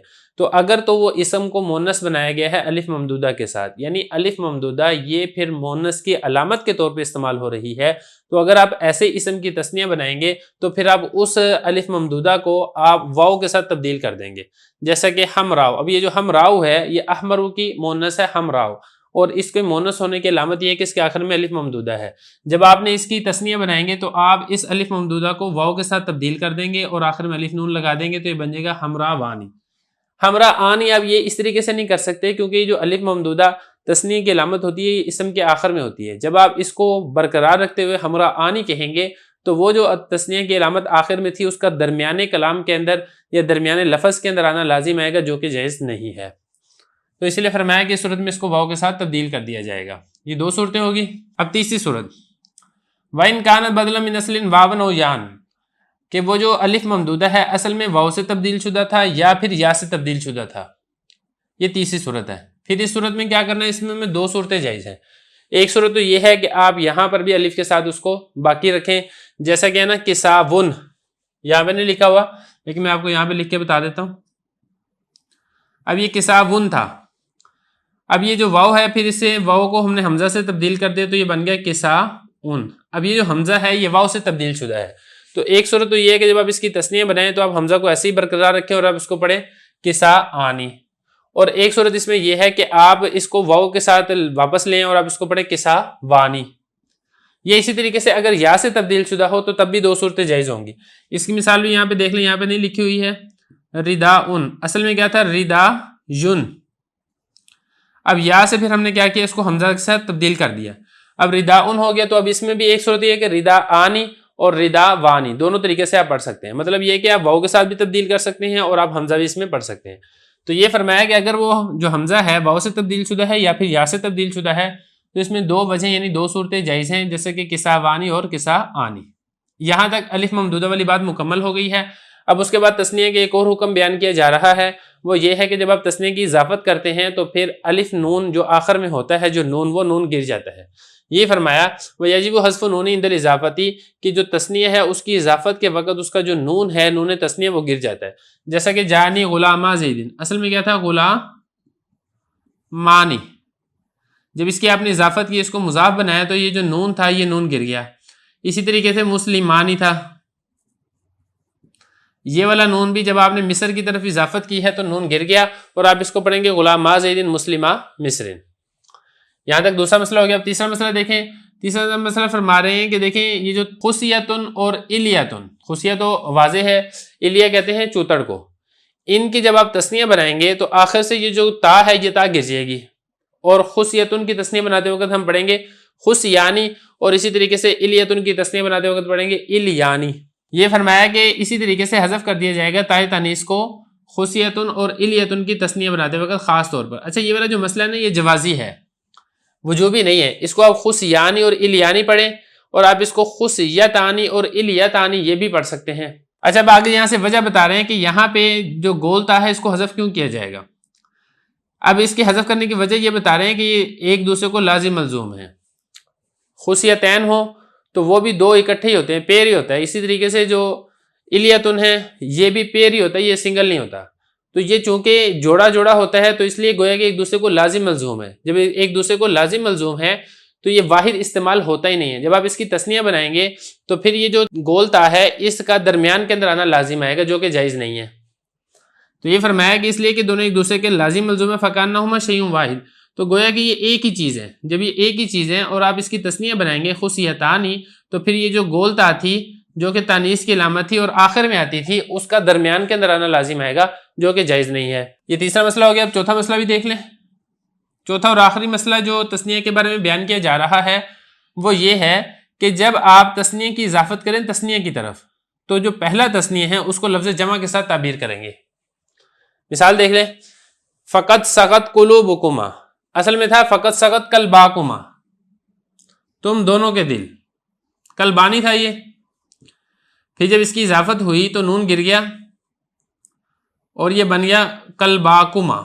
اس طریقے سے اب یہاں پہ دیکھیں جو کما ہے یہ بھی تسنیہ کی ضمیر ہے اور کلبانی یہ بھی تسنیہ ہے، تو تسنیہ کی اضافت ہو رہی ہے تسنیہ کی طرف. تو جو پہلا تسنیہ تھا ہم نے اس کو تسنیہ کے بغیر جمع سے تعبیر کر دیا، اور قلب کی جمع ہم لے قلوب اور کہا فقط سقط قلوبکما. اسی طریقے سے دوسری مثال دیکھیں فقطعوا ایدیہما. اب یہ دیکھیں یدن اس کی تسنیہ آتی ہے یدانی اور اس کی جمع آتی ہے ایدی.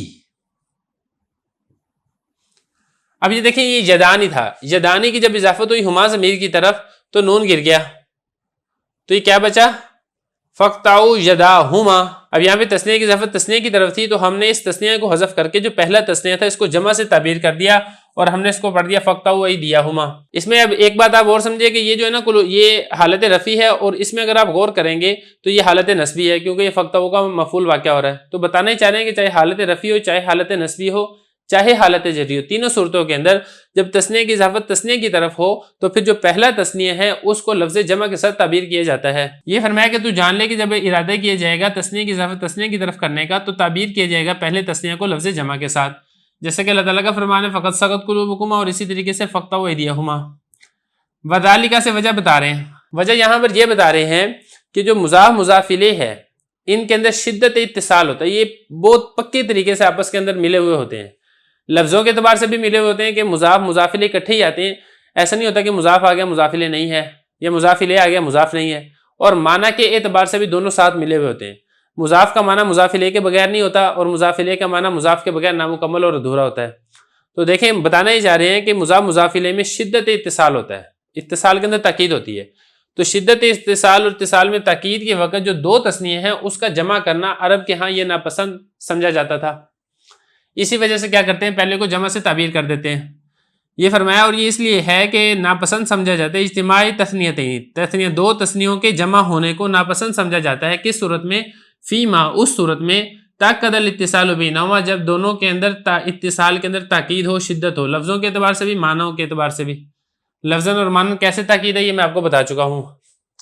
تو یہاں تک کہ تثنیہ ہمارا مکمل ہو چکا ہے. اب اگلے سبق میں انشاءاللہ ہم جمع کو شروع کریں گے. بسم اللہ الرحمن الرحیم. ہدایت النحو کا 8واں باب ہے خاتمہ فی الاسم، سبق نمبر 11 میں خوش آمدید. گزشتہ سبق کے اندر ہم نے تثنیہ سے متعلقہ ساری تفصیل پڑھ لی تھی. آج کے سبق کے اندر ہم مجموع یعنی جمع سے متعلقہ تفصیل پڑھیں گے. حضرت فرما رہے ہیں المجموع اسم دل علی احاد مقصودۃ بحروف مفردۃ بتغیر اما لفظی کرجال فی رجل او تقدیری کفلک علی وزن اسن فإن مفردہ ایضا فلک لکنہ علی وزن کفل فقوم ورہت ونحوہ وإن دل علی احاد لکنہ لیس بجمع اذ لا مفرد لہ. عبارت ہوگی اس کا ترجمہ دیکھ لیں پھر تشریح کرتے ہیں. حضرت فرما رہے ہیں کہ مجموع یعنی جمع وہ اسم ہے جو دلالت کرتا ہے افراد مقصودہ پر. احاد کا مطلب ہوتا ہے افراد. بحروف مفردۃ مفرد کے ہی حروف کے ساتھ بتغیر اما اس حال میں کہ اس میں تھوڑی سی تبدیلی کی جائے. اب تبدیلی یا تو لفظی ہوگی جیسا کہ رجال رجل میں، یا تقدیری ہوگی جیسا کہ فلک جو کہ استن کے وزن پر ہے، اس کا مفرد بھی فلکن ہی ہے لیکن وہ کفلن کے وزن پر ہے. لہذا قوم اور راحتن اور اس جیسی جو دوسری مثالیں ہیں اگرچہ افراد پر دلالت کرتی ہیں لیکن یہ جمع نہیں ہے اس لیے کہ اس کا مفرد نہیں ہے. عبارت اور ترجمہ ہو گیا ہے. اب تشریح دیکھ لیں اس کی. حضرت فرما رہے ہیں کہ جمع مجموع جس کو جمع لایا گیا ہو، جمع کیا گیا ہو، وہ ایسا اسم ہے جو دلالت کرتا ہے افراد مقصودہ پر. پہلی بات تو یہ ہے کہ یہ جو دلالت کرے گا یہ فرد پر نہیں کرے گا، فردان دو فردوں پر نہیں کرے گا بلکہ افراد پر کرے گا. اور یہ دلالت بھی کیا ہوگی؟ مقصودی طور پر دلالت ہوگی، ضمنی طور پر دلالت نہیں ہوگی کہ مقصودی طور پر تو ایک دو پر دلالت ہو اور اس کے ضمن میں باقیوں پر بھی دلالت ہو جائے. ایسا نہیں ہے بلکہ مقصوداً سارے کے سارے افراد پر دلالت کی جائے گی. بحروف مفردۃ دوسری اس میں شرط یہ ہے کہ اس کے مفرد کے حروف کے ساتھ، یعنی جو جمع ہے اس کے لیے اس کا مفرد کا ہونا یہ ضروری ہے. اگر اس کا مفرد نہیں ہے تو پھر اس کی جمع نہیں آ سکتی. مفرد کے ہی حروف ہوں گے بتغیر اما اس حال میں کہ مفرد کے حروف میں تھوڑی سی تبدیلی کی جائے گی. اب یہ جو تبدیلی کی جائے گی یا تو لفظوں کے اعتبار سے تبدیلی کی جائے گی جیسا کہ رجال رجل میں. اب یہ جو رجل تھا یہ مفرد تھا، اس میں آپ نے جب اس کی جمع بنانے لگی تو سب سے پہلے را کا جو فتح تھا اس کو آپ نے کسرہ دے دیا، اور اس کے بعد جیم کا جو ضمہ تھا اس کو آپ نے فتح دے دیا. اس کے بعد لام سے پہلے الف لیا جمع کی علامت، اور اس طریقے سے آپ نے اس کو پڑھ دیا. تو دیکھیں تھوڑی سی تبدیلی ہو کے یہ مفرد کا ہی لفظ ہے. اب یا پھر یہ جو تبدیلی ہوگی یہ تقدیری طور پر تبدیلی ہوگی. یعنی اس کو تبدیلی کو فرض کر لیا جائے گا، لفظوں کے اعتبار سے بالکل واحد اور جمع ایک جیسے ہی ہوں گے، جیسا کہ فلکن. اب یہ جو فلکن ہے یہ کشتی کو کہا جاتا ہے. اب یہ واحد یہ بھی فلکن آتا ہے، جمع یہ بھی فلکن ہی آتا ہے. تو لفظوں کے اعتبار سے واحد اور جمع بالکل ایک جیسے ہیں، لیکن تقدیری طور پر تھوڑا سا فرق ہے. وہ اس طریقے سے فرق ہے کہ یہ جو فلکن واحد ہے نا یہ کفلن کے وزن پر ہے. کفل کہتے ہیں ایک تالے کو، اور اس کی جمع آتی ہے اکفال. قرآن مجید میں آتا ہے نا افلا یتدبرون القرآن ام علی قلوب اقفالھا. اب یہ جو واحد ہے نا کشتی، اس واحد کا وزن یہ کفل ہے جو کہ ایک تالے کو کہا جاتا ہے، اس کی جمع آتی ہے اکفال. اور یہ جو جمع ہے نا فلکن یہ اس دن کے وزن پر ہے. اس دن کہتے ہیں شیروں کو، مطلب 2 سے زیادہ شیروں. اس کا جو واحد ہے وہ اسد آتا ہے. تو یہ مانوی طور پہ تقدیری طور پہ تھوڑا سا فرق ہے کہ جو واحد ہے وہ کفلن کے وزن پر ہے وہی فلکن، اور جو جمع ہے وہ اس دن کے وزن پر ہے، لیکن لفظوں کے اعتبار سے دونوں ایک جیسے ہی ہیں. یہ فرمایا فإن مفرد وحیدن فلکن لکنہ علی وزن کفلن. یہاں تک بات ہوگی پوری جمع کی. اب اس کے بعد آگے کچھ مثالیں بتا رہے ہیں جس کو جمع کہنا درست نہیں ہے، اگرچہ یہ افراد متعددہ پر دلالت کرتے ہیں اور مقصودی طور پر دلالت کی جاتی ہے. جیسا کہ قوم ہے یہ راحت ہے. اب قوم ہے یہ افراد کی جماعت کو کہا جاتا ہے، راحت یہ بھی افراد کی جماعت کو کہا جاتا ہے. تو معنی کے اعتبار سے اگرچہ یہ افراد پر دلالت کرتے ہیں، مقصودی طور پر دلالت کرتے ہیں، لیکن ان کا کوئی مفرد نہیں ہے. جب ان کا مفرد نہیں ہے تو اس کو جمع نہیں کہہ سکتے آپ. تو اس لیے فرمایا قوم ہے یہ راحت ہے، یہ جیسی کوئی اور مثالیں ہیں، اگرچہ یہ افراد پر دلالت کرتے ہیں لیکنہ لیس بجمع، لیکن یہ جمع نہیں ہے. اذ لا مفرد لہ، کیونکہ ان کا مفرد نہیں ہے، اور جمع کے لیے مفرد کا ہونا یہ لازم اور ضروری ہے. ثم الجمع علی قسمین مصحح وهو ما لم يتغیر بناء واحدہ ومکسر وهو ما يتغیر فیہ بناء واحدہ. والمصحح علی قسمین مذکر وهو ما الحق بآخرہ واو مضموم ما قبلها ونون مفتوحۃ کمسلمون او یاء مکسور ما قبلها ونون کذالک لیدل علی ان معه اکثر منہ نحو مسلمین وهذا فی الصحیح. ترجمہ دیکھ لیں. پھر جمع کی 2 قسمیں ہیں، جمع صحیح اور یہ وہ ہے کہ جس میں واحد کی بنا تبدیل نہ ہو، اور جمع مکسر اور یہ وہ ہے جس میں واحد کی بنا تبدیل ہو جائے. اور جمع صحیح کی 2 قسمیں مذکر اور یہ وہ ہے کہ جس کے آخر میں واو ماقبل مضموم ہو اور نون مفتوحہ ہو، جیسا کہ مسلمون ہے، یا پھر یا ماقبل مکسور ہو اور نون ہو اسی طریقے سے، تاکہ یہ دلالت کرے کہ اس کے ساتھ اکثر ہیں اس سے، جیسا کہ مسلمینہ اور یہ صحیح میں ہے. جمع کی تعریف آپ نے پڑھ لی تھی. اب یہاں سے آگے جمع کی قسمیں بیان کی جا رہی ہیں. دیکھیں جمع کی 2 قسمیں ہیں، ایک ہے جمع سالم اور دوسری ہے جمع مکسر. یہ جو جمع سالم ہے اس کو جمع صحیح بھی کہا جاتا ہے، اس کو جمع مصحح بھی کہا جاتا ہے. بات ایک ہی ہے لیکن اس کے 2-3 نام ہیں. اس کو جمع تصحیح بھی کہا جاتا ہے. تو دیکھیں ایک چیز کے 4 نام ہیں، جمع سالم، جمع صحیح، جمع تصحیح، جمع مصحح. تو حضرت نے اس کو ذکر کیا جمع مصحح. مصحح جس کو صحیح قرار دیا گیا ہو یا جس کو صحیح سمجھا گیا ہو. اب یہ ہوتا کیا ہے، اس میں وہ ہوتا ہے کہ اس کا جو واحد کا وزن ہے وہ ٹوٹتا نہیں ہے، تبدیل نہیں ہوتا، وہ برقرار رہتا ہے. جیسا کہ نا مسلمون، اس کی جب جمع بنائیں گے آپ جمع سالم، مسلمون اور مسلمینہ. اب دیکھیں شروع میں ضمہ تھا، میم تھا، یہاں پہ بھی ایسی ہے، اس کے بعد سین تھا، اس کے اوپر کسرہ تھا، یہاں پر بھی ایسے ہی ہے، اس کے بعد لام تھا، لام پر مکسور ہے، اس پر بھی ایسے ہی ہے. تو دیکھیں یہ جو واحد کا وزن تھا مسلمون یہ جمع کے اندر برقرار رہا ہے، اس لیے اس کو جمع سالم بھی کہتے ہیں، جمع مصحح بھی کہتے ہیں، جمع صحیح بھی کہتے ہیں، جمع تصحیح بھی اس کو کہا جاتا ہے. اور اگر واحد کا وزن ٹوٹ جائے اس کو مکسر کہتے ہیں. مکسر کا مطلب ہوتا ہے ٹوٹا ہوا، جیسے رجل کی جمع رجال. اب اس میں دیکھیں نا پہلے را پہ فتح تھا، یہاں پہ کسرہ آ گیا، اس کے اوپر جیم پہ ضمہ تھا، یہاں پہ فتح آ گیا، اس پہ آگے لام تھا لیکن یہاں پہ الف آ گیا. تو یہ دیکھیں واحد کا وزن ٹوٹ چکا ہے، اس لیے اس کو جمع مکسر کہا جاتا ہے. تو یہ فرمایا کہ جمع مصحح وہ ہے کہ جس میں واحد کا وزن تبدیل نہ ہو، اور جمع مکسر وہ ہے کہ جس میں واحد کا وزن ٹوٹ جائے. پھر یہ جمع مصحح ہے، یہ جمع سالم ہے، یہ جمع صحیح ہے، اس کی 2 قسمیں ہیں، ایک ہے جمع مذکر سالم اور دوسرا ہے جمع مؤنث سالم. جمع مذکر سالم کیا ہوگا کہ جو مذکر کے اوپر دلالت کرے گی 2 سے زیادہ کے اوپر دلالت کرے گی، اور اسی طریقے سے جمع مؤنث سالم کیا ہوگا جو کہ مؤنث پر دلالت کرے گی 2 سے زیادہ پر دلالت کرے گی. اب جمع مذکر سالم بنانے کا کیا طریقہ ہے، وہ یہ ہے کہ حالت رفع میں واو ساکن ماقبل مضموم اور آخر میں نون مفتوحہ، اور حالت جری میں یا ساکن ماقبل مکسور اور آخر میں نون مفتوحہ، حالت نصبی اور جری میں. یہ طریقہ ہے اس کا. جیسا کہ حالت رفع میں آپ پڑھیں گے مسلمون، واو ساکن ہے، ماقبل مکسور ماقبل مضموم ہے میم پر، اور آخر میں نون مفتوحہ ہے، اور حالت نصبی اور جری میں مسلمینا۔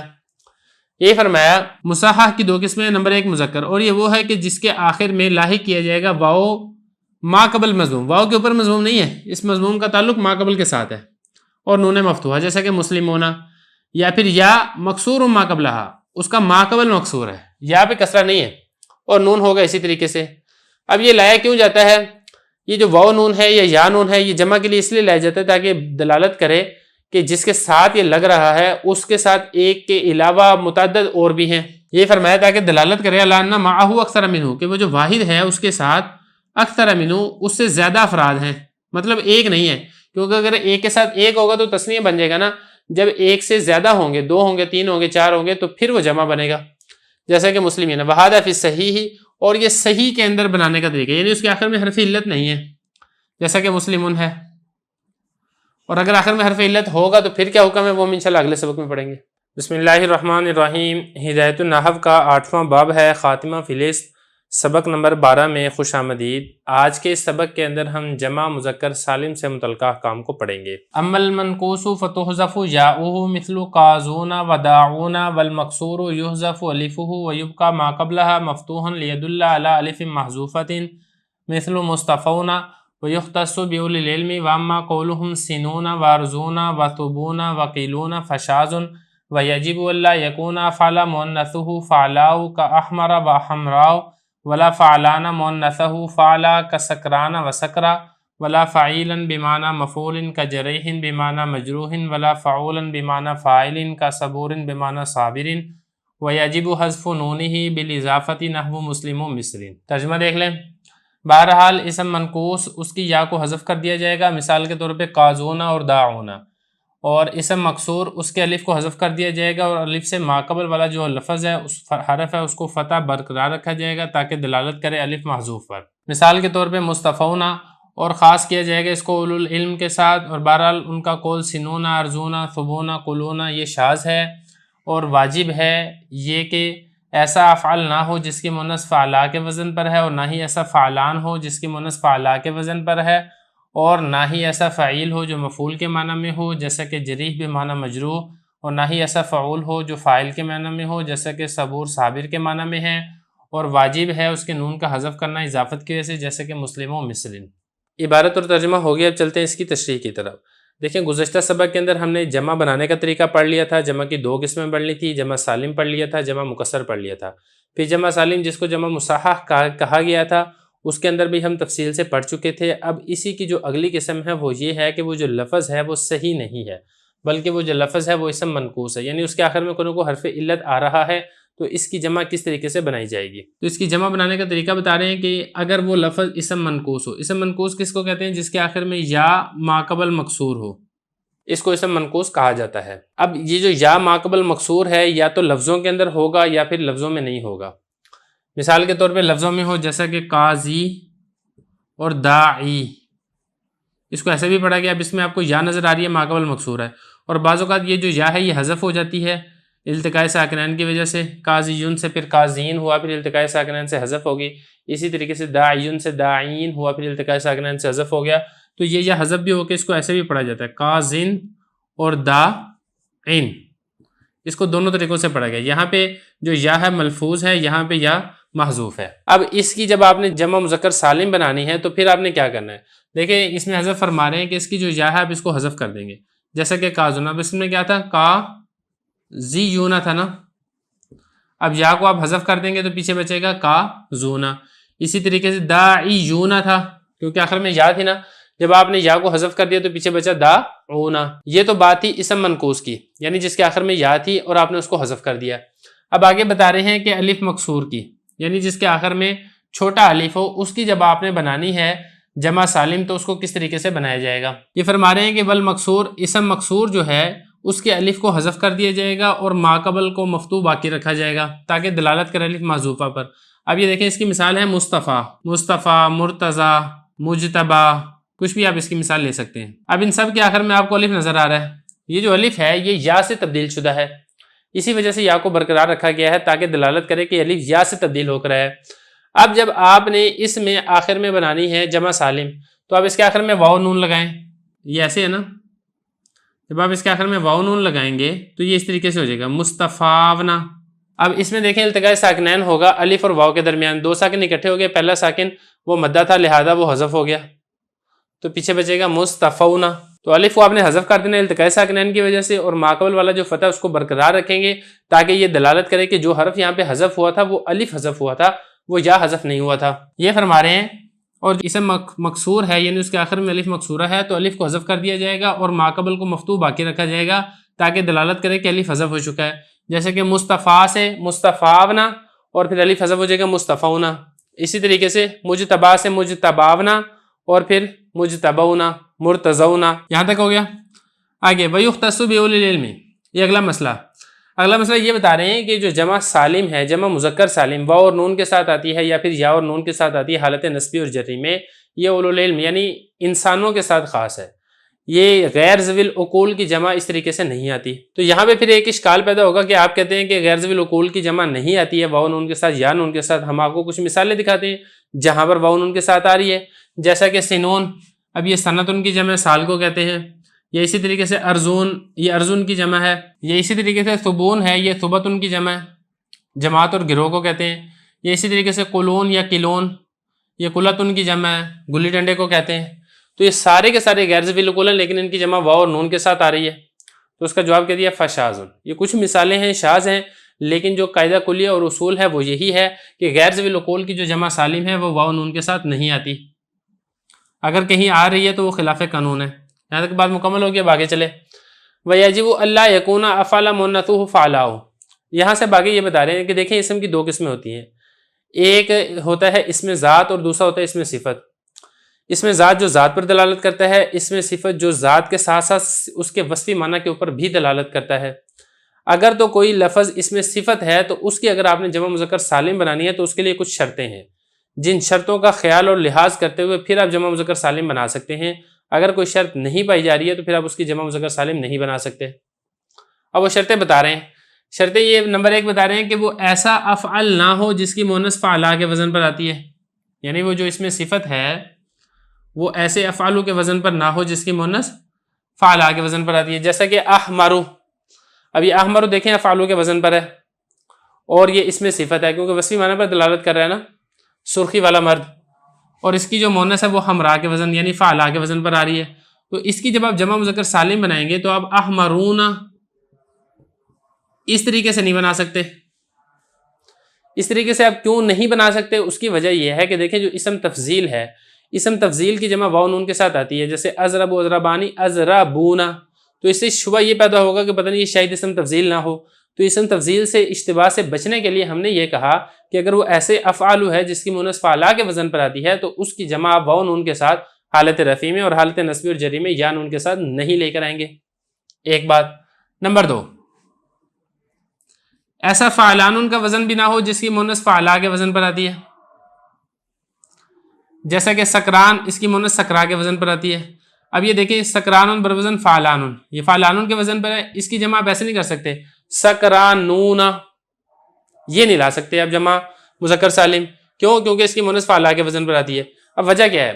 وجہ یہ ہے کہ اس کا اشتباہ ہے اس فعلان کے وزن کے ساتھ جس کی مونث فعلانتن کے وزن پر آتی ہے، جیسا کہ ندمان، اس کی مونث آتی ہے ندمانتن کے وزن پر، تو جب اس کی مونث ندمانتن کے وزن پر آتی ہے تو اس کی جو جمع مذکر سالم ہے وہ واو نون کے ساتھ آتی ہے، ندمان ندمانون، تو اسی لیے ہم نے اصول بتا دیا کہ اگر فعلان کا وزن ہے اور اس کی مونث فعلا کے وزن پر آ رہی ہے تو آپ اس کی جو جمع مذکر سالم ہے وہ واو نون کے ساتھ نہیں لے کر آئیں گے۔ دو ہوگی۔ نمبر 3، ایسا فعیل بھی نہ ہو جو مفعول ان کے معنی میں ہو۔ دیکھیں جو فعیل ان کا وزن ہے یہ ویسے تو صفت مشبہ کا وزن ہے مذکر کا، جیسے فعیل بروزن شریف، لیکن کبھی کبھی یہ جو وزن ہے یہ اسم مفعول کے معنی میں بھی استعمال ہوتا ہے، جیسے کہ جریح۔ اب جریح کا مطلب تو یہ ہے زخم لگانے والا، لیکن جو جریح ہے وہ زخم لگانے والے کو نہیں کہا جاتا بلکہ مجروح کو کہا جاتا ہے، جس کو زخم لگایا گیا ہو، جو زخمی ہو۔ تو یہ ایسا فعیل ہے جو مفعول ان کے معنی میں ہے، جیسا کہ جریح بمعنی مجروح، اس کی جو جمع ہے اس کی جمع آپ جمع مذکر سالم واو نون کے ساتھ نہیں لا سکتے۔ کیوں نہیں لا سکتے؟ اس کے ساتھ آپ یہ بھی سمجھ لیں، پھر میں آپ کو بتاتا ہوں دونوں کی وجہ۔ یہ اسی طریقے سے ایسا فعول کا وزن بھی نہ ہو جو فاعل کے معنی میں ہے، جیسا کہ صبور۔ اب یہ جو وزن ہے یہ عام طور پر مبالغے کے لیے استعمال ہوتا ہے، لیکن یہ کبھی کبھی اسم فاعل کے معنی میں بھی استعمال ہوتا ہے، جیسا کہ صبور ہے نا، یہ صابر کے معنی میں ہے، تو ایسا فعول ہے جو فاعلن کے معنی میں ہے، تو ان دونوں کی جمع، ایسے فعول کی اور ایسے فعیل کی جمع واو نون کے ساتھ نہیں لا سکتے ہیں۔ اب یہاں پہ سوال یہ پیدا ہوتا ہے کیوں نہیں لا سکتے؟ دیکھیں اس کی وجہ یہ ہے کہ ایسا فعیل جو مفعول کے معنی میں ہو اور ایسا فعول جو فاعل کے معنی میں ہو، یہ دونوں جس طریقے سے مذکر کے لیے استعمال ہوتے ہیں اسی طریقے سے مؤنث کے لیے بھی استعمال ہوتے ہیں۔ جب آپ اس کی جمع لے کر آئیں گے واو نون کے ساتھ تو پھر آپ نے اس کو خاص کر دیا مذکر کے ساتھ، کیونکہ واو نون کے ساتھ ہے یا پھر یا نون کے ساتھ ہے، یہ تو جمع آتی ہے مذکر کی، تو پھر اس میں اختصاص ہو جائے گا مذکر کا اور مؤنث اس میں خارج ہو جائے گی، تو آپ نے اس کو مؤنث کو خارج کر دیا، حالانکہ یہ تو مؤنث کے لیے بھی استعمال ہوتے ہیں، اسی لیے فرمایا کہ آپ نے اس کی جمع واو نون کے ساتھ نہیں لے کر آنی ہے تاکہ مذکر اور مؤنث دونوں کے لیے اس کا استعمال جاری رہ سکے۔ یہاں تک مسئلہ کلیئر ہو گیا؟ آگے دیکھیں، وَيَجِبُ حَذْفُ نُونِ بِالْإِضَافَةِ، یہ وہی بات ہے کہ جیسے تثنیہ کی اضافت کرتے ہیں تو نون تثنیہ گر جاتا ہے، اسی طرح جب آپ جمع کی اضافت کریں گے تو تب بھی نون جمع گر جائے گا۔ جیسا کہ مسلمون تھا، جب آپ نے اس کی اضافت کی مصر کی طرف تو اس کا نون گر جائے گا اور پیچھے بچے گا مسلمو مصرین۔ یہاں تک جو سالم کی بات تھی، مذکر سالم کی، وہ مکمل ہو گئی ہے، اور اب اس کے بعد انشاءاللہ بات کریں گے جمع مؤنث کی۔ بسم اللہ الرحمن الرحیم۔ ہدایت النحو کا 8واں باب ہے، خاتمہ فی الاسم، سبق نمبر 13 میں خوش آمدید۔ آج کے سبق کے اندر ہم جمع مؤنث کے بارے میں پڑھیں گے، جمع مؤنث سالم اور جمع مؤنث مکسر۔ عبارت دیکھ لیں، ترجمہ کرتے ہیں، پھر آخر میں اس کی تشریح کرتے ہیں۔ وَمُؤَنَّثٌ وَهُوَ مَا أُلْحِقَ بِآخِرِهِ أَلِفٌ وَتَاءٌ نَحْوُ مُسْلِمَاتٌ وَشَرْطُهُ إِنْ كَانَ صِفَةٌ وَلَهُ مُذَكَّرٌ أَنْ يَكُونَ مُذَكَّرُهُ قَدْ جُمِعَ بِالْوَاوِ وَالنُّونِ نَحْوُ مُسْلِمُونَ وَإِنْ لَمْ يَكُنْ لَهُ مُذَكَّرٌ فَشَرْطُهُ أَلَّا يَكُونَ مُؤَنَّثًا مُجَرَّدًا عَنِ التَّاءِ كَالْحَائِضِ وَالْحَامِلِ وَإِنْ كَانَ اسْمًا غَيْرُ صِفَةٍ جُمِعَ بِالْأَلِفِ وَالتَّاءِ بِلَا شَرْطٍ كَهِنْدَاتٍ والمكسر صيغته في الثلاثي كثيرة تعرف بالسماع كرجال وافراس وفلوس وفي غير الثلاثي على وزن فعالل وفعاليل قياسا كما عرفت في التصريف۔ ترجمہ دیکھ لیں، اور مؤنث وہ ہے کہ جس کے آخر میں الف اور تا کو لاحق کیا گیا ہو، جیسا کہ مسلمات، اور اس کی شرط یہ ہے اگر وہ صفت ہے تو اس کے لیے مذکر ہو اور اس کا مذکر کی جمع واو نون کے ساتھ لائی گئی ہو، جیسا کہ مسلمونہ، اور اگر اس کے لیے مذکر نہیں ہے تو شرط یہ ہے کہ اس کی مؤنث تا سے خالی نہ ہو، جیسا کہ حائض اور حامل، اور اگر وہ ایسا اسم ہے جو صفت نہیں ہے تو اس کی جمع الف اور تا کے ساتھ لائی جائے گی بغیر کسی شرط کے، جیسے کہ ہندات، اور مکسر اس کے صیغے ثلاثی میں بہت زیادہ ہیں جو کہ سننے سے پہچانے جیسے ہیں، جیسے کہ رجال، افراس، فلوس، اور غیر ثلاثی میں فعالل اور فعالیل کے وزن پر آتے ہیں قیاس کے مطابق، جیسا کہ آپ صرف میں پہچان چکے ہیں۔ عبارت اور ترجمہ ہو گیا، اب چلتے ہیں اس کی تشریح کی طرف۔ دیکھیں، اس سے پہلے مذکر کے بارے میں ہم نے تفصیل پڑھ لی ہے، مذکر سالم بھی اور مذکر مکسر بھی۔ اب یہاں سے جمع مؤنث سالم اور مکسر کے بارے میں بیان کیا جا رہا ہے۔ سب سے پہلے تو بیان کیا کہ جمع مؤنث سالم اگر آپ نے لے کر آنی ہے تو اس کے لیے طریقہ یہ ہے کہ اس کے آخر میں الف اور تا بڑھا دیں گے، جیسے کہ مسلمتن کی جمع مسلماتن ہوگا حالت رفع میں، اور حالت نسبی اور جری میں مسلماتن، الف اور تا ہی ہوگا، البتہ یہ ہے کہ تا پر ضمہ کے بجائے کسرہ آ جائے گا تنوین کے ساتھ۔ یہ تو ہو گیا جمع مؤنث سالم کی تعریف۔ اب آگے اس کے لیے شرطیں ہیں، جیسے کہ جمع مذکر سالم کے لیے شرط تھی۔